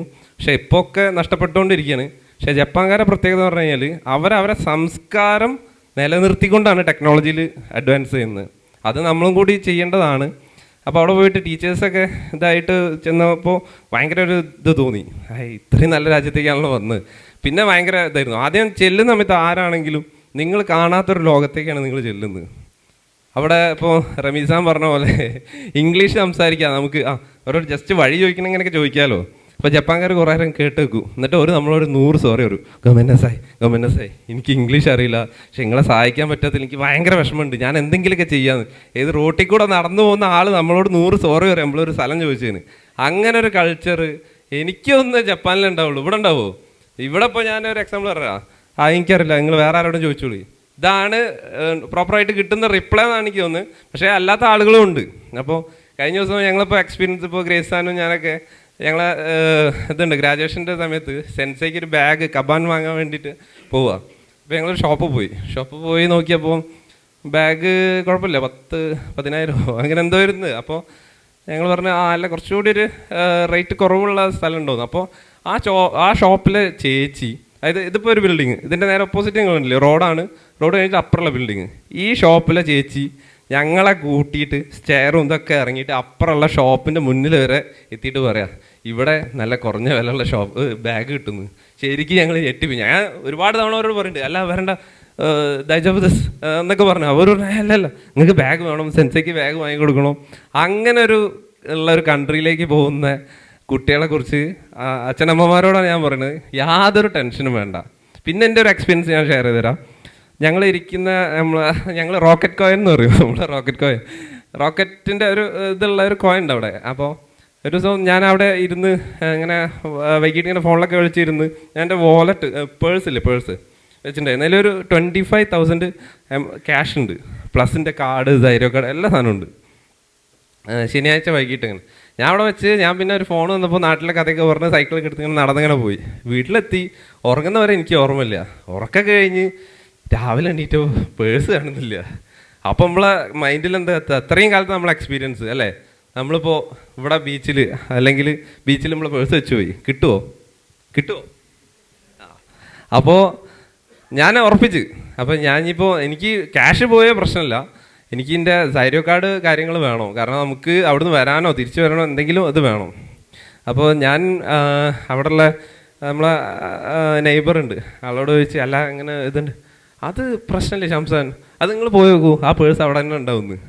അപ്പം ഞാൻ അങ്ങനെ വരാൻ വഴിയില്ല. ഇനിയിപ്പോൾ അങ്ങനെ ഇല്ലെങ്കിൽ തൊട്ടടുത്ത കോബാൻ എന്ന് പറയും. കോബാൻ എന്ന് പറഞ്ഞു കഴിഞ്ഞാൽ നമ്മളെ പോലീസ് സ്റ്റേഷനില്ലേ, പോലീസ് സ്റ്റേഷനിൻ്റെ ഒരു ഇത് പറയുമ്പോൾ ഞാൻ പറയുന്നത് വെച്ചാൽ പോലീസ് സ്റ്റേഷൻ 7 മണിയാകുമ്പോൾ പൂട്ടും കേട്ടോ, പിന്നെ ഹെഡ് ഓഫീസ് മാത്രമേ ഉണ്ടാവുള്ളൂ. അപ്പോൾ പോലീസ് സ്റ്റേഷൻ പൂട്ടുന്ന ഒരേ ഒരു രാജ്യം ചിലപ്പോൾ ജപ്പാനായിരിക്കും, കാരണം അവിടെ പ്രശ്നങ്ങളില്ല. പിന്നെ ഒരു അത്ര സമയം വർക്ക് ചെയ്തിട്ട് ഇങ്ങനെ പോകുന്നതാണ്. അപ്പോൾ ഞാൻ പോയി രാവിലെ ഓടി. അപ്പോൾ കുറേ ആൾക്കാർ ഓടുന്നുണ്ട്, ഇഷ്ടം പോലെ ആളുണ്ട്, നമ്മളെ ജോഗിങ്ങിന് ആൾ, എക്സസൈസ് കാര്യങ്ങൾ. അപ്പോൾ നോക്കുമ്പോൾ എൻ്റെ വാലറ്റ് ഞാൻ എങ്ങനെയാണോ വെച്ച് അങ്ങനെ തന്നെ ഉണ്ട് അവിടെ. അപ്പോൾ ഞാൻ എടുക്കുന്ന സമയത്ത് പറഞ്ഞു അപ്പോൾ അവിടുത്തെ ഒരു വയസ്സാൾ പറഞ്ഞു കിനോ വസരെ തന്നെ എന്ന് വെച്ച്. അപ്പോൾ മറന്നുപോയില്ലേ ഇന്നലെ? അപ്പോൾ പറഞ്ഞു പറഞ്ഞു. പിന്നെ അവരായിട്ട് സംസാരിച്ച് അങ്ങനെയുള്ള ഒരുപാട്, അങ്ങനെ ഇത്രയും സേഫായ ഒരു കൺട്രിയിലേക്കാണ് നിങ്ങൾ പോകുന്നത്. അപ്പോൾ ഇവിടെയുള്ള അച്ഛനമ്മമാരോട് ഞാൻ പറയാണ്, നിങ്ങളെ കുട്ടികളെ കുറിച്ച് നിങ്ങൾക്ക് യാതൊരു വേവലാതിയും വേണ്ട. പിന്നത്തെ കാര്യം എന്ന് പറഞ്ഞാൽ നമ്മളെ ജാപ്പനീസ് ലാംഗ്വേജ് അക്കാഡമി, അതായത് പുറത്തുനിന്ന് വരുന്ന ഞങ്ങൾ ഇപ്പോൾ പഠിച്ചത് വെച്ചിട്ടല്ലേ, മ്യാൻമർ, വിയറ്റ്നാം, ഹോങ്കോങ്, പല കൺട്രിയിൽ നിന്നും പിള്ളേർ വരുന്നുണ്ട്. അതിൽ നമ്മളെ സ്കൂളിൽ ടീച്ചേഴ്സിനൊക്കെ ഏറ്റവും ഇഷ്ടം നമ്മൾ ജയലിൽ നിന്ന് വരുന്ന കുട്ടികളാണ്. അതിൽ ജയലേക്ക് അഭിമാനിക്കാം. കാരണം എന്താ വെച്ചാൽ ഇപ്പോൾ കുറച്ച് മുന്നേ പറഞ്ഞിട്ടുണ്ടായിരുന്നല്ലോ, കൾച്ചർ ഇച്ചിബാൻ നന്നായിട്ട് ചെയ്യുന്ന ആൾക്കാർ നമ്മളെ ഇന്ത്യയിൽ നിന്ന് പറഞ്ഞ സ്റ്റുഡൻസിൽ ജയലയിലെ സ്റ്റുഡൻസാണ്. അതായത് നമ്മളിപ്പോൾ ചെരുപ്പ് വെക്കുന്ന കാര്യം, പിന്നെ ആൾക്കാരോട് പെരുമാറുന്ന കാര്യം, അങ്ങനെ പല കാര്യങ്ങളും ഇവിടുന്ന് പഠിപ്പിക്കുക. അപ്പോൾ നമ്മൾ ഇരിക്കും ഇവരെന്തത് പഠിപ്പിക്കുന്നത്, ഇതൊക്കെ എന്തിനാണ് പഠിപ്പിക്കുന്നത്? പക്ഷെ അതിൽ പല കാര്യമുണ്ട്. നമുക്കിപ്പോൾ ടീച്ചേഴ്സൊക്കെ വളരെ നല്ല അഭിപ്രായമാണ് നമ്മളെ ഇന്ത്യയിൽ നിന്ന് വരുന്ന സ്റ്റുഡൻസിന്. അതിന് മെയിൻ കാരണം ജയലയിൽ ഇപ്പോൾ നമ്മൾ പഠിച്ചു പോയിട്ട് ഇപ്പോൾ ചെരുപ്പ് വെക്കുന്നത്, ഹോങ്കോങ്ങിൽ നിന്ന് ഇവിടുന്നൊക്കെ വരുന്ന പിള്ളേർ ചെരുപ്പ് കഴിച്ചിട്ട് ഒറ്റ ഓട്ടാ. പക്ഷേ നമ്മളവിടെ നിന്നുള്ള പിള്ളേർ മാത്രം നല്ല രീതിയിൽ വെക്കും. അതിൽ ഇതുവരെ വന്ന എല്ലാവരും നല്ല രീതിയിൽ ചെയ്തിട്ടുണ്ട്. അപ്പം നിങ്ങളും അതേമാതിരി ചെയ്യണം. കാരണം നമ്മളെ ഇന്ത്യേൻ്റെ പേര് നമ്മൾ നിലനിർത്തണം, നമ്മളെ കേരളത്തിൻ്റെ പേര് നിങ്ങൾ നിലനിർത്തണം. കാരണം സെൻസൈമാർക്ക് നീ പഠിക്കാൻ പോകുന്ന കുട്ടികൾക്ക് അറിയാം, അവിടെ പോയി കഴിഞ്ഞാൽ ഇന്തോജിൻ നമ്മളെ സീനിയേഴ്സിൻ്റെ പേരൊക്കെ ടീച്ചേഴ്സ് നന്നായിട്ട് അറിയാം. കാരണം എന്താ വെച്ചാൽ എല്ലാവരും വളരെ അറ്റാച്ച്ഡാണ് ടീച്ചേഴ്സൊക്കെ ആയിട്ട്. അപ്പോൾ ഇങ്ങനെയുള്ളൊരു രാജ്യത്തേക്ക് പോകുന്നതിനെ കുറിച്ചിട്ട് ഇപ്പോൾ സെൻസർ പറഞ്ഞാൽ എല്ലാവരും ടെൻഷനുള്ള ആളുകളൊക്കെ ഉണ്ട്, പക്ഷേ ഒരു ടെൻഷനും വേണ്ടെന്നാണ് ഞാൻ പറയുന്നത്. പിന്നെ അവിടെയുള്ള ആളുകൾ വളരെ മാന്യമായിട്ട് വളരെ നല്ല രീതിയിൽ നമ്മളോട് പെരുമാറുള്ളൂ. നമ്മൾ തിരിച്ച് വേണ്ടാത്ത രീതിയിൽ പെരുമാറാഞ്ഞാൽ മതി. പിന്നെ ഇപ്പോൾ നമ്മളെ ഇതുണ്ടല്ലോ, എന്താ പറയുക, റൂൾസ് കാര്യങ്ങൾ അറിയാമല്ലോ നിങ്ങൾക്ക്. നമ്മളെ രാജ്യം പോലെയല്ല, റൂൾസ് നമ്മൾ പാലിക്കണം. അത് നമ്മളെ ഒരു ധർമ്മമാണ്. എന്താ വെച്ചാൽ നമ്മളൊരു രാജ്യത്ത് പോയിട്ട് അവിടെ നമുക്ക് ഇഷ്ടമുള്ള കാര്യങ്ങൾ കാട്ടിക്കൂട്ടാൻ പറ്റില്ലല്ലോ. അപ്പോൾ ഇപ്പോൾ ഷിങ്കോ, അതായത് നമ്മളെ സിഗ്നലൊക്കെ ക്രോസ് ചെയ്യുന്ന സമയത്ത് റെഡിൽ നിൽക്കുന്ന സമയത്തൊക്കെ നിങ്ങൾ ശ്രദ്ധിക്കേണ്ടതെന്ന് വെച്ചാൽ, നമ്മളിവിടെ ആണെങ്കിൽ സിഗ്നലിൽ റെഡ് പോയിക്കുമ്പോൾ എല്ലാവരും കൂടി നിൽക്കും. അവിടെ ഒരാൾ നിൽക്കുന്നുണ്ടെങ്കിൽ തൊട്ട പിറകിൽ പോയി നിൽക്കുക ഒരു ഡിസ്റ്റൻസിൽ, അങ്ങനെ നിന്ന് ശീലിക്കുക. അപ്പോൾ അങ്ങനെയുള്ള കാര്യങ്ങൾ, ബേസിക് കാര്യങ്ങളൊക്കെ ഇവിടുന്ന് പറഞ്ഞിട്ടുണ്ടാവുമെന്ന് വിചാരിക്കുന്നു. അപ്പോൾ ഈ ഒരു കാര്യത്തിൽ ഇപ്പോൾ അച്ഛനമ്മമാരോടാണ് എനിക്ക് പറയാനുള്ളത്, നിങ്ങളെ മക്കൾ അവിടെ പോയി വരുമ്പോൾ നമ്മളിവിടെ പഠിപ്പിച്ചതിനേക്കാൾ നല്ല രീതിയിൽ ആയി മാറും. അച്ചടക്കമുള്ള ജീവിതം, നല്ല രീതിയിൽ സംസാരിക്കാൻ പഠിക്കും, ആളുകളെ ബഹുമാനിക്കാൻ പഠിക്കും. ഇങ്ങനെയൊക്കെ ഉള്ള ഒരു രാജ്യത്തേക്ക് പോകുന്നതാണോ, അല്ലെങ്കിൽ US വീട്ടിൽ നമ്മൾ ജോലിക്ക് പോയി തിരിച്ചു വരുമെന്ന് ഉറപ്പില്ലാത്ത രാജ്യത്തേക്ക് പോകുന്നതാണോ നല്ലത്? അത് നിങ്ങൾ ചിന്തിച്ചാൽ മതി. ഇതിൽ നമുക്ക് ആകെ ചെയ്യാനുള്ളതെന്ന് പറഞ്ഞാൽ ഈ ഭാഷ പഠിക്കണം. ഭാഷ പഠിച്ചു കഴിഞ്ഞാൽ അവരോട് നല്ല രീതിയിൽ സംസാരിക്കാനും പെരുമാറാനും. അവർക്ക് എന്താ വെച്ചാൽ അവർക്ക് പേടിയാണ്. ഞങ്ങൾക്ക് ഇംഗ്ലീഷ് അറിയില്ലല്ലോ എന്നുള്ളൊരു പേടിയാണ് അവിടുത്തെ ആൾക്കാർക്ക്. അത് നമുക്ക് ചെയ്യാൻ പറ്റും, അതിനുള്ള എല്ലാ സപ്പോർട്ടും. പിന്നെ ഇപ്പോൾ സെൻസ് ഞങ്ങളിപ്പോൾ അവിടെ പോയി കഴിഞ്ഞിട്ടും നമ്മുടെ എല്ലാ കുട്ടികൾക്കും നല്ല സപ്പോർട്ട് തരുന്ന ഒരു ഇൻസ്റ്റിറ്റ്യൂഷനാണിത്. കാരണം കഴിഞ്ഞ ദിവസം ഒരു അനുഭവം ഉണ്ടായി. നമ്മളെ മ്യാൻമാറിലെ പിള്ളേരെങ്ങാനും എന്തോ ഒരു കേസിന് അവരെന്തോ വിസേൻ്റെ എന്തോ പ്രോസസ്സാണ്, അവരെ ഇൻസ്റ്റിറ്റ്യൂഷനിൽ വിളിച്ചപ്പോൾ അവർ ഫോൺ എടുക്കുന്നില്ല. അങ്ങനെയൊക്കെയുള്ള സിറ്റുവേഷൻ ഇവിടെ എപ്പോഴെങ്കിലും സെൻസൈക്ക് വിളിച്ചിട്ട് ഫോൺ എടുത്തില്ല, മെസ്സേജ് ഇട്ട് കഴിഞ്ഞാൽ കറക്റ്റായിട്ട് റിപ്ലൈ അതിന് രാത്രി 1 മണി 2 മണി ആണെങ്കിലും ഇവിടുന്ന് കിട്ടാറുണ്ട്. ആ ഒരു കാര്യത്തിൽ നിങ്ങൾക്ക് നല്ല ധൈര്യപൂർവ്വം പോവാം. OISCA എന്ന് പറയുന്നത് ജപ്പാനിൽ രൂപം കണ്ട ഒരു NGO ആണ്. പ്രകൃതി സംരക്ഷണത്തിനൊക്കെ ഊന്നൽ നൽകുന്ന ഒരു NGO ആണ്.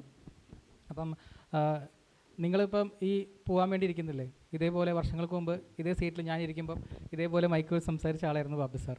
അതായത് ഞാൻ OISCA വഴിയാണ് ജപ്പാനിലേക്ക് പോയത്. തലമുറയുടെ മാറ്റം വന്നുകൊണ്ടിരിക്കുകയെന്ന് ഞാൻ മനസ്സിലാക്കുന്നു. ഓക്കെ. പിന്നെ ബാബു സാറെ പറ്റി പറയുകയാണെങ്കിൽ കേരളത്തിൽ അല്ലെങ്കിൽ സൗത്ത് ഇന്ത്യയിൽ തന്നെ ജപ്പാനുമായിട്ട് കണക്ഷനുള്ള ജപ്പാനും ഇന്ത്യ അല്ലെങ്കിൽ സൗത്ത് ഇന്ത്യയുമായിട്ടുള്ള ഒരു കണക്ഷനെ അത്ര ദൃഢപ്പെടുത്തുന്ന ഒരു NGO ആണ്. OISCA തുടങ്ങിയതിൽ നിന്ന് ഇപ്പം 100-ലധികം ചാപ്റ്ററുകളായിട്ട് സൗത്ത് ഇന്ത്യ മൊത്തം വ്യാപിച്ച് നിൽക്കുന്ന ഒരു വലിയ NGO ആയിട്ട് മാറിയിരിക്കുകയാണ്. പിന്നെ സാറിൻ്റെ പ്രത്യേകം സാറ് ജാപ്പനീസ് കുറച്ച് പഠിച്ചിട്ടുണ്ട് ജപ്പാനിൽ പോയിട്ട്. അത് മാത്രമല്ല എല്ലാ വർഷം ജപ്പാനിൽ മീറ്റിങ്ങിന് പോകുന്ന ഒരാളാണ്. ജപ്പാൻ്റെ ലേറ്റസ്റ്റ് അപ്ഡേറ്റ്സ് ഒക്കെ ഞങ്ങൾക്ക് സാറാണ് പറഞ്ഞു തരാറ്. കാരണം സാർ എല്ലാ വർഷം പോകുന്ന കാരണം ലേറ്റസ്റ്റ് അപ്ഡേറ്റ്സ് നമുക്ക് അറിയാൻ സാധിക്കും. അപ്പോൾ ഏതായാലും സാറിപ്പം OISCA ഇൻ്റർനാഷണലിൻ്റെ ഡെപ്യൂട്ടി സെക്രട്ടറി ജനറലാണ്. അതായത് ജപ്പാനിൽ OISCA മൊത്തം വേൾഡ് ചാപ്റ്റർ നോക്കുമ്പം മുകളിൽ നിന്ന് 2ാം സ്ഥാനത്തിരിക്കുന്ന ഒരാളാണ്. അപ്പം സാറിനെ പോലത്തെ ഒരു വ്യക്തിയെ നമുക്ക് ഈ വേദിയിലേക്ക് കിട്ടിയത് തന്നെ വലിയൊരു ഭാഗ്യമായിട്ട് ഞാൻ കരുതുന്നു.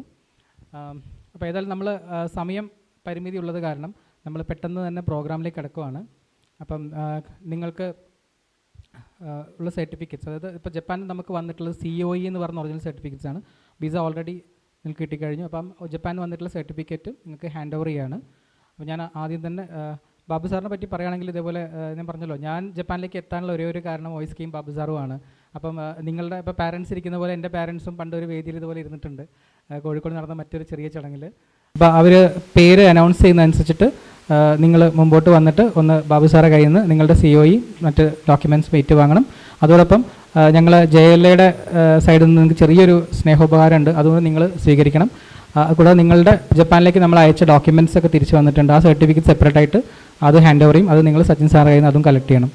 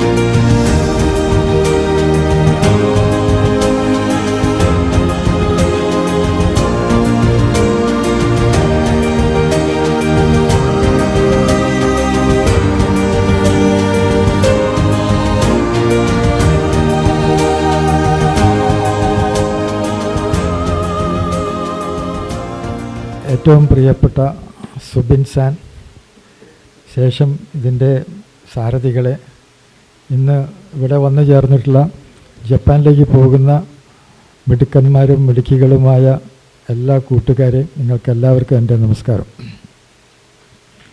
28 വർഷം മുമ്പ് ഞാൻ മലയാള മനോരമയിൽ ജോലി ചെയ്യുന്ന സമയത്ത്, ആ സമയത്ത് OISCAയുടെ പ്രവർത്തനമായിട്ട് ഒരുപാട് ആക്ടിവിറ്റീസ് നടക്കുകയായിരുന്നു. 1985 OISCA കോഴിക്കോട്ട് ആരംഭിച്ചാണ്. OISCA എന്ന് പറയുന്നത് organisation for industrial spiritual and cultural advancement. Tokyo based ആയിട്ട് 1961 ആരംഭിച്ച ഒരു മഹത്തായ സംഘടനയാണ്. അപ്പോൾ അതിൻ്റെ ഒരു ചാപ്റ്റർ കാലിക്കറ്റിൽ 1985 ആരംഭിച്ചു. ചെറിയ തോതിലുള്ള ആക്ടിവിറ്റീസ് എല്ലാം ചെയ്ത് ഒരു 10 വർഷം കൊണ്ട് ഒരു നല്ല പ്രവർത്തനം കാഴ്ചവെച്ചതിൻ്റെ അടിസ്ഥാനത്തിൽ ഞാൻ ആ സമയത്ത് മലയാള മനോരമയിൽ ജോലി ചെയ്യുന്ന സമയത്ത് ഒരു 3 മാസത്തെ ട്രെയിനിങ് പ്രോഗ്രാമിന് ജപ്പാനിലേക്ക് വിളിച്ചു. ലാംഗ്വേജ് പഠിപ്പിക്കാനും അതോടൊപ്പം ജാപ്പനീസ് കൾച്ചർ ട്രഡീഷൻ ഇതൊക്കെ പഠിപ്പിക്കാനും വേണ്ടിയിട്ടാണ് എന്നെ വിളിച്ചത്. പക്ഷേ മലയാള മനോരമയിൽ നിന്ന് 3 മാസത്തെ ലീവ് എടുത്ത് പോകുക എന്ന് പറയുന്നത് അത്ര എളുപ്പമുള്ള കാര്യമല്ല, ലീവ് കിട്ടില്ല. പക്ഷേ ഞാൻ ആദ്യം റിജക്റ്റ് ചെയ്തു. പക്ഷേ പോകണം എന്നുള്ള അതിയായ താല്പര്യം കൊണ്ട് ടോപ്പ് ലെവലുള്ള ചീഫ് എഡിറ്റർ വരെ കത്തെഴുതി അവസാനം അവരുടെ പെർമിഷൻ കിട്ടി.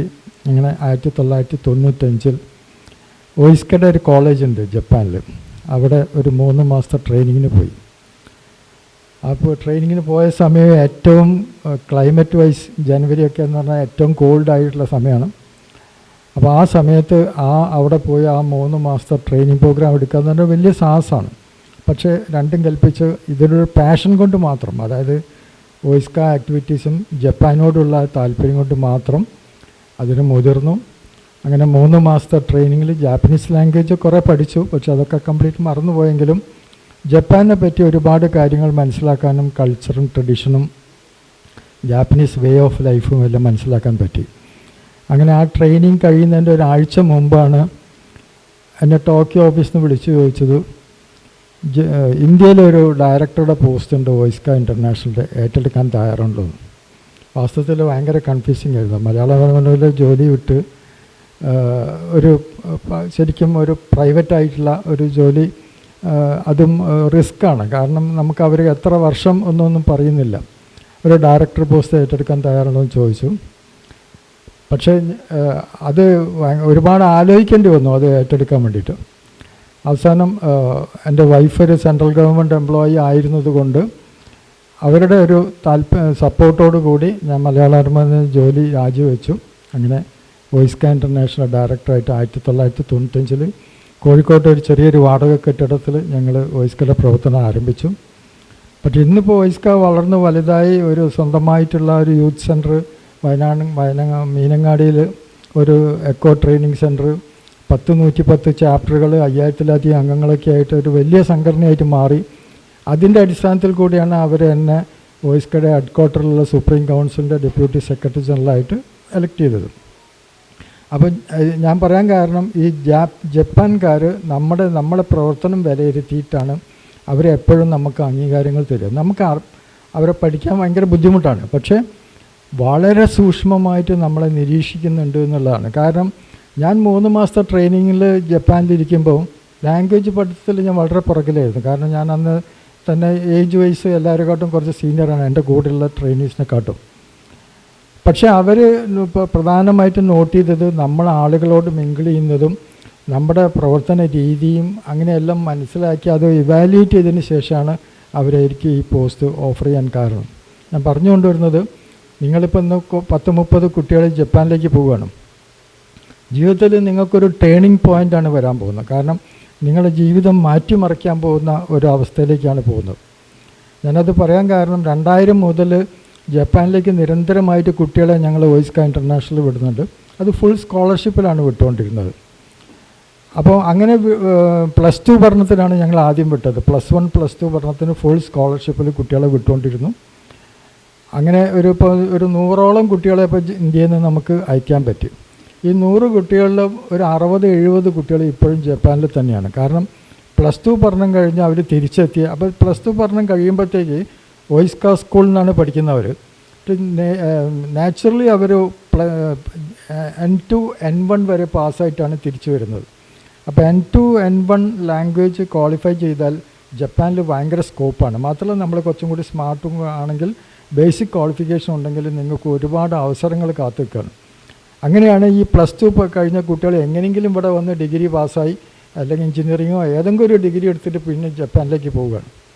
ഇന്നിപ്പോൾ ടോക്കിയോയിൽ നമ്മളൊരു ആവശ്യത്തിന് പോയി കഴിഞ്ഞാൽ ഒരു 19 കുട്ടികൾ അവിടെ നമ്മളെ കാണാനായിട്ട് റെഡി ആയിട്ട് നിൽക്കുക. കാരണം അവർ ടോക്കിയോയിൽ സെറ്റിൽ ചെയ്ത്, ടോക്കിയോ പല ഭാഗത്തും ഉണ്ട്, ടോക്കിയോയിലാണ് മാക്സിമം കുട്ടികൾ ഇരിക്കുന്നത്. അതിൽ സുബിൻ്റെ കൂടെ സുബിൻ്റെ സീനിയറായിട്ട് വിട്ടിരുന്ന ഒരു കുട്ടി ഉണ്ടായിരുന്നു, ശ്യാം എന്ന് പറയുന്നു.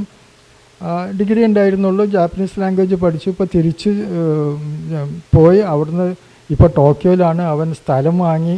കഴിഞ്ഞ തവണ വന്നപ്പോൾ അവൻ 2 സെൻറ്റ് സ്ഥലം ടോക്കിയോയിൽ വാങ്ങി. ടോക്കിയോയിൽ സ്ഥലത്തിൻ്റെ കോസ്റ്റ് നിങ്ങൾക്ക് ഇമാജിൻ ചെയ്യാൻ പറ്റില്ല. സ്വന്തമായിട്ട് വീട് വെച്ച് ഒരു 3 നില 2 സെൻറ്റിൽ അവിടെ ഞങ്ങളെയൊക്കെ കൊണ്ടുപോയി ഞങ്ങൾക്ക് ഡിന്നറൊക്കെ തന്നു. അപ്പോൾ ഭയങ്കര അഭിമാനം തോന്നി. കാരണം നമ്മളാകെ ചെയ്തത് എന്താ, ഒരു അവസരം ഉണ്ടാക്കി കൊടുത്തു എന്നുള്ളതാണ്. ആ ഉണ്ടാക്കി കൊടുത്ത അവസരം അവർ കയറി പിടിച്ച് മാക്സിമം യൂട്ടിലൈസ് ചെയ്തു എന്നുള്ളതാണ്. കാരണം ഇനിയൊന്നും അവരിപ്പോൾ ഫാമിലി ആയിട്ട് താമസിക്കുകയാണ്. അതുപോലെ ഞങ്ങൾ ആദ്യത്തെ ബാച്ചിൽ അയച്ച ഒരു ബബിൽ എന്ന് പറഞ്ഞ കോഴിക്കോട്ടുകാരൻ പയ്യനുണ്ട്. അവനൊരു ആവറേജ് സ്റ്റുഡൻ്റ് ആയിരുന്നു. പക്ഷേ അവൻ +2 കഴിഞ്ഞ ഉടനെ അവിടുത്തെ ടീച്ചേഴ്സിനോട് പറഞ്ഞു, എനിക്ക് അഗ്രികൾച്ചറിൽ ജപ്പാനിൽ പഠിച്ചാൽ കൊള്ളാമെന്നുണ്ട്. അപ്പോൾ അവർ സ്കോളർഷിപ്പ് എഴുതാനുള്ള കാര്യങ്ങളൊക്കെ കാണിച്ചു കൊടുത്തു. അവൻ സ്കോളർഷിപ്പ് എഴുതി. അവന് ഡിഗ്രിക്ക് സ്കോളർഷിപ്പ് കിട്ടി, പിന്നെ PGക്ക് കിട്ടി, പോസ്റ്റ് ഡോക്ടറേറ്റ് കിട്ടി, ഡോക്ടറേറ്റ് കിട്ടി. ഇപ്പം അവിടെ ടോക്കിയോ യൂണിവേഴ്സിറ്റി ഓഫ് അഗ്രികൾച്ചറിൽ അസിസ്റ്റൻറ്റ് പ്രൊഫസറായിട്ട് കയറി. ഇപ്പോൾ അസോസിയേറ്റ് പ്രൊഫസർ, കഴിഞ്ഞ ദിവസം അസോസിയേറ്റ് പ്രൊഫസറായിട്ട് അവന് പ്രൊമോട്ട് ചെയ്തു. എപ്പോഴും ജപ്പാനിൽ പോയിട്ടുണ്ടെങ്കിൽ അവൻ്റെ യൂണിവേഴ്സിറ്റിയിൽ ഞങ്ങൾ വിസിറ്റ് ചെയ്യാറുണ്ട്. അവരുടെ ഗസ്റ്റ് ഹൗസിലാണ് ഞങ്ങൾക്ക് താമസിക്കാനുള്ള സൗകര്യമൊക്കെ തരുന്നത്. അപ്പം വളരെ സാധാരണക്കാരനായ ഒരു കുട്ടിക്ക് ഒരു ടേണിംഗ് പോയിൻ്റ്, ഒരു അവസരം ഒരുക്കി കൊടുത്തപ്പോൾ അത് ഉപയോഗിച്ച് എത്രത്തോളം വരാമെന്നുള്ളതിൻ്റെ ഒരു തെളിവാണ് ഇത് കാണുന്നത്. ഞാനിത് പറഞ്ഞത് ഇപ്പോൾ ഈ പോകുന്ന ആളുകൾക്കൊക്കെ ഒരുപാട് ടെൻഷൻ ഉണ്ടാവും. പ്രത്യേകിച്ച് ജപ്പാനിലേക്ക് പോകുമ്പോൾ ലാംഗ്വേജ് നിങ്ങൾ പഠിച്ചിട്ട് പോകുന്നതുകൊണ്ട് അത്ര ബുദ്ധിമുട്ടുണ്ടാവില്ല. നിങ്ങൾക്ക് ഒരുപാട് അവസരങ്ങൾ കാത്തിരിക്കുകയാണ്. നേരത്തെ ഞാൻ വരുമ്പം ശ്രദ്ധിച്ചു, നമ്മുടെ എക്സ്പീരിയൻസ് ഷെയറിങ്ങിൽ നിങ്ങളോട് പറയുന്നത് ഞാൻ കേട്ടു. അത് 100% ശരിയാണ്. നമുക്ക് തീരെ റിസ്ക് ഇല്ലാത്ത ഒരു രാജ്യമാണ്. ഞാനിപ്പോൾ 22 പ്രാവശ്യം കൂടെ പോയിട്ടുണ്ടാവും, കറക്റ്റായിട്ട് ഓർക്കുന്നില്ല. കഴിഞ്ഞ വർഷം മാത്രമേ എനിക്ക് പോകാൻ പറ്റാതെ വന്നുള്ളൂ. പക്ഷേ ഓരോ യാത്രയും ജപ്പാനിലേക്കുള്ളത് ഓരോ അനുഭവങ്ങളാണ്, കാരണം വ്യത്യസ്തമായുള്ളതാണ്. പിന്നെ ഇതുവരെ പലതവണ ജപ്പാനിൽ പോയിട്ടുണ്ടെങ്കിലും ഒരു ബുദ്ധിമുട്ടും ഉണ്ടായിട്ടില്ല. ഇനി എന്തെങ്കിലും ഒരു ബുദ്ധിമുട്ടുണ്ടെങ്കിൽ തന്നെ നമ്മളെ സഹായിക്കാനായിട്ട് ഭാഷ അറിയാത്തവർ പോലും നമുക്ക് വേണ്ടിയിട്ട് അവർ ബുദ്ധിമുട്ടുന്ന കണ്ടാൽ അത്ഭുതപ്പെട്ടു പോകും. നേരത്തെ പറഞ്ഞത് 100% ശരിയാണ്. കാരണം നമുക്ക് സഹായത്തിനായിട്ട് അവരുടെ ഒരു മനസ്ഥിതി, മെൻറ്റാലിറ്റി, അത് നോക്കുന്ന ഇന്ത്യക്കാർക്കൊക്കെ ആ ലെവലിലേക്ക് വരാനുള്ളൊരു ബുദ്ധിമുട്ട് എത്രത്തോളം ഉണ്ട് എന്നുള്ളതാണ്. അപ്പോൾ അവരുടെ വളർച്ച, ടെക്നോളജിക്കൽ വളർച്ചയും എന്ത് വളർച്ച അവരുണ്ടെങ്കിലും അവർ ആ ഗ്രാസ് റൂട്ട് ലെവലിലുള്ള കാര്യം. ഞാനൊരു എക്സ്പീരിയൻസ് ഉണ്ട്. ഒയ്സ്ക സ്കൂളുണ്ട്, സീനിയർ ഹൈസ്കൂളാണ്. അതിൽ ഞങ്ങൾ ഇടയ്ക്ക് എല്ലാ വർഷം പോകുമ്പോൾ ഒരു ദിവസം അവിടെ സ്പെൻഡ് ചെയ്യാറുണ്ട്. അപ്പോൾ ഒരു ദിവസം ചെയ്യുമ്പോൾ അവർക്ക് അഗ്രികൾച്ചർ പീരീഡാണ്. കാരണം അഗ്രികൾച്ചർ പഠിക്കണം എന്നുള്ള നിർബന്ധമാണ്. ഇത്രയും ടെക്നോളജിക്കലി ഡെവലപ്മെൻ്റ് ആയിട്ടുള്ള ജപ്പാനിൽ അഗ്രികൾച്ചർ പഠിക്കണമെന്ന് നിർബന്ധമാണ്. അപ്പോൾ ഒരു അവർ അവർക്ക് അഗ്രികൾച്ചർ ഫീൽഡിൽ പോയിട്ട് നാറ് നടുക, കൊയ്യുക, അങ്ങനെയുള്ള കാര്യങ്ങളാണ്. അപ്പോൾ അവർക്കൊരു സർട്ടൻ ഏരിയ ഡിവൈഡ് ചെയ്ത് കൊടുത്തിട്ട് ഓരോ ക്ലാസ്സും അവിടെ കൃഷി ചെയ്യുകയാണ്. ഒരു ദിവസം ഞങ്ങൾ ചെയ്യുമ്പോൾ അവന്ന് കൊയ്ത്ത് നടക്കുന്ന ഇതാണ്. അപ്പോൾ അവർക്ക് ഒരു ഫെസ്റ്റിവലായിട്ടാണ് കുട്ടികൾ അത് ചെയ്യുന്നത്. മണ്ണിൽ ഇറങ്ങി നാറ് നട്ട് അത് കൊയ്യുന്നു, അവർ ഇതാക്കുന്നു. അപ്പം ഞാൻ ആലോചിച്ച് പോയി, നമ്മൾ ഇവിടുത്തൊക്കെ കോളേജ് സ്കൂളുകളിൽ കുട്ടികളൊന്ന് മണ്ണിൽ തൊട്ട് കഴിഞ്ഞാൽ പാരൻസ് എന്തൊക്കെ ചീത്ത പറയും എന്നുള്ളതാണ്. ഇത് കുട്ടികൾക്ക് ആവേശത്തോട് കൂടിയിട്ട് അഗ്രികൾച്ചറിനെ പറ്റി പഠിക്കുകയും അവർ ആ ഭൂമിയായിട്ടുള്ള ബന്ധം, മണ്ണ് തൊടാനുള്ളൊരു ബന്ധം ഒക്കെ, ആ ഒരു വ്യത്യാസം ജാപ്പനീസ് ലാംഗ്വേജ്, ജാപ്പനീസ് സ്റ്റഡീസിൻ്റെ ഉള്ള ഒരു വ്യത്യാസം അതാണ്. പക്ഷെ അവർ ഇംഗ്ലീഷ് ലാംഗ്വേജിന് വലിയ ഇമ്പോർട്ടൻസ് ഇതുവരെ കൊടുത്തിട്ടില്ല. അതെനിക്ക് തോന്നുന്നു ജപ്പാൻ്റെ ഒരു പ്രത്യേകത എന്ന് തോന്നുന്നു. അവർക്ക് ഇംഗ്ലീഷ് ലാംഗ്വേജ് പഠിക്കാൻ കുറച്ചൊരു ബുദ്ധിമുട്ടാണെന്ന് തോന്നുന്നു. എനിക്ക് തോന്നിയൊരു കാര്യം അതാണ്. ഇനി പഠിക്കാനുള്ള അവസരം അവർക്ക് കുറവുള്ള ഒരു കാരണമാവാം, പക്ഷേ അവർക്ക് പിക്കപ്പ് ചെയ്യാൻ ബുദ്ധിമുട്ടാണ്. പക്ഷെ അതുകൊണ്ട് ഇപ്പോൾ അവർ പഠിക്കാൻ ശ്രമിക്കുന്നുണ്ടെങ്കിലും അവർക്ക് ആകെ ഒരു ഡ്രോബാക്ക് അതാണ്. പിന്നെ ജപ്പാനിലുള്ള ഏറ്റവും വലിയൊരു, ഇപ്പോൾ നിങ്ങൾക്കൊക്കെ ഈ അവസരം കിട്ടുന്നതിൻ്റെ പ്രധാനപ്പെട്ട ഒരു കാരണം ജപ്പാനിൽ യങ് പോപ്പുലേഷൻ ഇല്ല എന്നുള്ളതാണ്. യൂത്ത്, പല പാരൻസും പല കപ്പിൾസും കല്യാണമൊക്കെ കഴിക്കുന്നെങ്കിലും കൂടി അവർ കുട്ടികൾ വേണ്ട എന്നുള്ളൊരു തീരുമാനം എടുക്കുകയാണ്. അത് കാരണം എന്ന് വെച്ചാൽ അവർക്ക് വർക്കും അവരുടെ ജീവിതം എൻജോയ് ചെയ്യാന്നുള്ള മാത്രം. അവർ വിചാരിക്കുന്നത് കുട്ടികളുണ്ടായി കഴിഞ്ഞാൽ കുട്ടികൾക്ക് വേണ്ടിയിട്ട് കുറേ സമയം, സാമ്പത്തും എല്ലാം മാറ്റിവെക്കണം, അതിന് വേണ്ട. അപ്പോൾ പുതിയ ജനറേഷൻ്റെ ഒരു തിങ്കിങ് അതാണ്. ജാപ്പനീസ് ഗവൺമെൻറ് അതിന് മാറ്റം വരുത്താൻ വേണ്ടി ഒരുപാട് ശ്രമം നടത്തുന്നുണ്ടെങ്കിലും അവിടെ ഉള്ള പല യുവാക്കളും യുവതികളും കല്യാണം കഴിച്ച കുട്ടികൾ, അതുകൊണ്ട് തന്നെയാണ് ജപ്പാനിൽ ഇപ്പോൾ യങ് പോപ്പുലേഷൻ തീരെയില്ല. അതേ സമയത്ത് 80 വയസ്സിൻ്റെ 90 വയസ്സിൻ്റെ മുകളിലുള്ള പോപ്പുലേഷൻ വളരെ കൂടുതലുമാണ്. അപ്പോൾ അവർക്ക് താമസിക്കുന്ന ഈ പ്രായമുള്ള 90-100 വയസ്സിന് കൂടുതലുള്ള ആൾക്കാർക്ക് താമസിക്കാനുള്ള ഒരുപാട് സംവിധാനങ്ങൾ അവിടെയുണ്ട്. ഒരു 3 സ്റ്റാർ ഹോട്ടൽ മാതിരിയുള്ള ഫെസിലിറ്റി, പാരൻസിനെ ഹോളിഡേയ്സിൽ മാത്രം വന്ന് കുട്ടികൾ കണ്ടുപോകും, അവർക്കുള്ള എല്ലാ സൗകര്യങ്ങളും ഉണ്ടാവും. കാരണം നോക്കാൻ ആളുകളില്ല എന്നുള്ളതാണ് വാസ്തവം.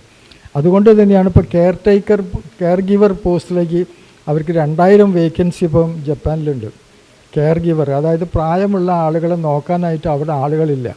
അപ്പോൾ അവർ ഇന്ത്യൻസിനെ പ്രിഫർ ചെയ്യുന്നത്. പക്ഷേ ജാപ്പനീസ് ലാംഗ്വേജ് പാസ്സായിട്ടുള്ള ആളുകളുണ്ടെങ്കിൽ കെയർ ഗിവർ പോസ്റ്റിലേക്ക് അയക്കാൻ വേണ്ടിയിട്ട് ഇപ്പോൾ കഴിഞ്ഞ ദിവസം ജപ്പാനിൽ ഒരാൾ വോയിസ്കയുടെ ഓഫീസിൽ വന്നിരുന്നു. നമുക്ക് ആളുകളുണ്ട്, ജാപ്പനീസ് ലാംഗ്വേജും ഒരു GNM പാസ്സായിട്ടുള്ള ആരെങ്കിലും ഉണ്ടെങ്കിൽ ഇമ്മീഡിയറ്റ് ജോബിന് വേണ്ടിയിട്ട് അവിടെ ആവശ്യമുണ്ട്. 2 ലക്ഷം യെന്നാണ് സ്റ്റാർട്ടിങ്. അവരത് ഇതൊക്കെ ഗവൺമെൻറ് നിശ്ചയിക്കുന്ന സാലറിയാണ്. അപ്പോൾ അങ്ങനെ ഒരുപാട് സാധ്യതകളുണ്ട്.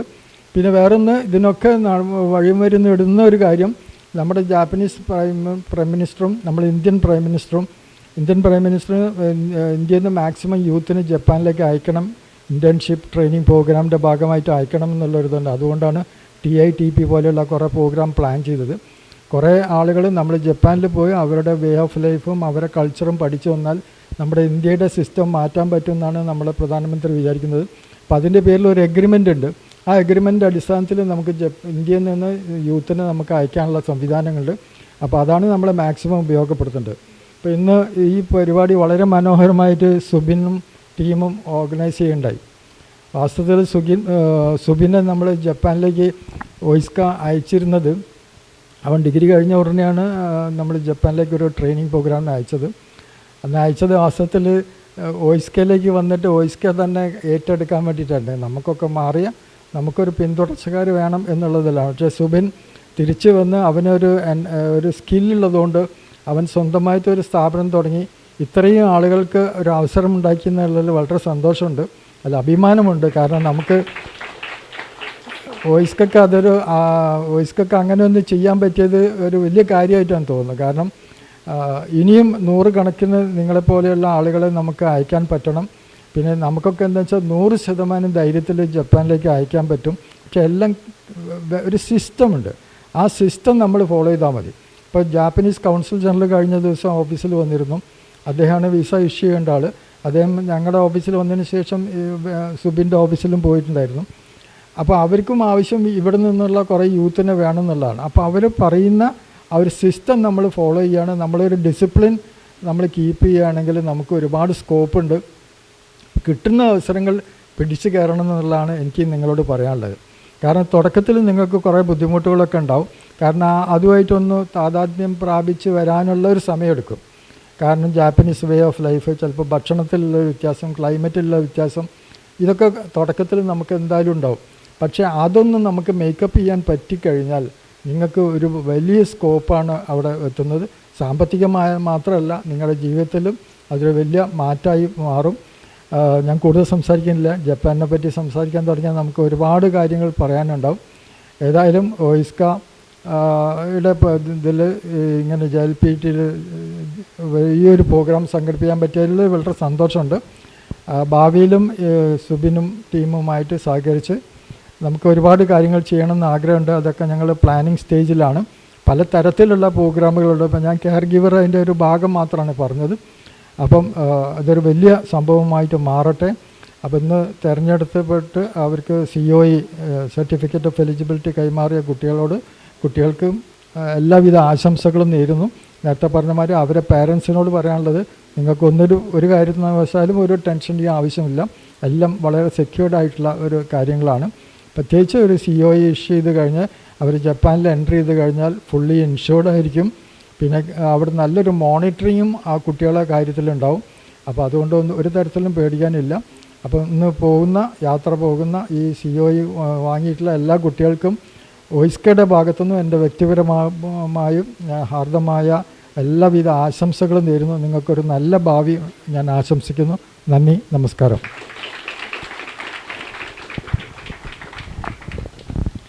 Thank you so much sir. എന്തായാലും നിങ്ങൾക്ക് പാരൻസിന് പ്രത്യേകിച്ചും നിങ്ങളുടെ മനസ്സിലെ പല സംശയങ്ങളും ഈ ഒരു സ്പീച്ചിലൂടെ തന്നെ മാറിക്കിട്ടിയെന്ന് വിശ്വസിക്കുന്നു. ഏതായാലും സാറ് ഇത്രയും തിരക്കുള്ള സമയത്തും ഇവിടെ വന്ന് ഈ ഒരു പ്രോഗ്രാമിന് ഭാഗമായതിൽ ഒരുപാട് നന്ദി ജയരയുടെ സൈഡിൽ നിന്ന്, പ്രത്യേകിച്ചും നമ്മളുടെ സ്റ്റുഡൻസ് സൈഡിൽ നിന്ന് കൂടി അറിയിക്കുകയാണ്. Thank you so much sir. Sir ഒരു റിക്വസ്റ്റ് കൂടെ ഉണ്ട്. നമുക്കിവിടെ 3 കുട്ടികൾ സ്കോളർഷിപ്പ് പോകുന്നുണ്ട്. ആ ഡോക്യുമെൻറ്റ്സ് കൂടെ ഒന്ന് കൈമാറുന്നുണ്ട് സാർ. ഒന്ന് അതും കൂടി. കെയർ സ്കോളർഷിപ്പ് എന്ന് പറയുന്നത് 1 വർഷം അവർ ജപ്പാനിൽ ഫ്രീ ആയിട്ട് പഠിച്ചിട്ട് 5 വർഷം ജോലി. ആ 5 വർഷത്തെ ജോലിയുടെ കോൺട്രാക്റ്റ് ഓൾറെഡി സൈൻഡ് ആണ്. ആ കോൺട്രാക്റ്റാണ് നമ്മളിപ്പം അവർക്ക് ഷെയർ ചെയ്യുന്നത്.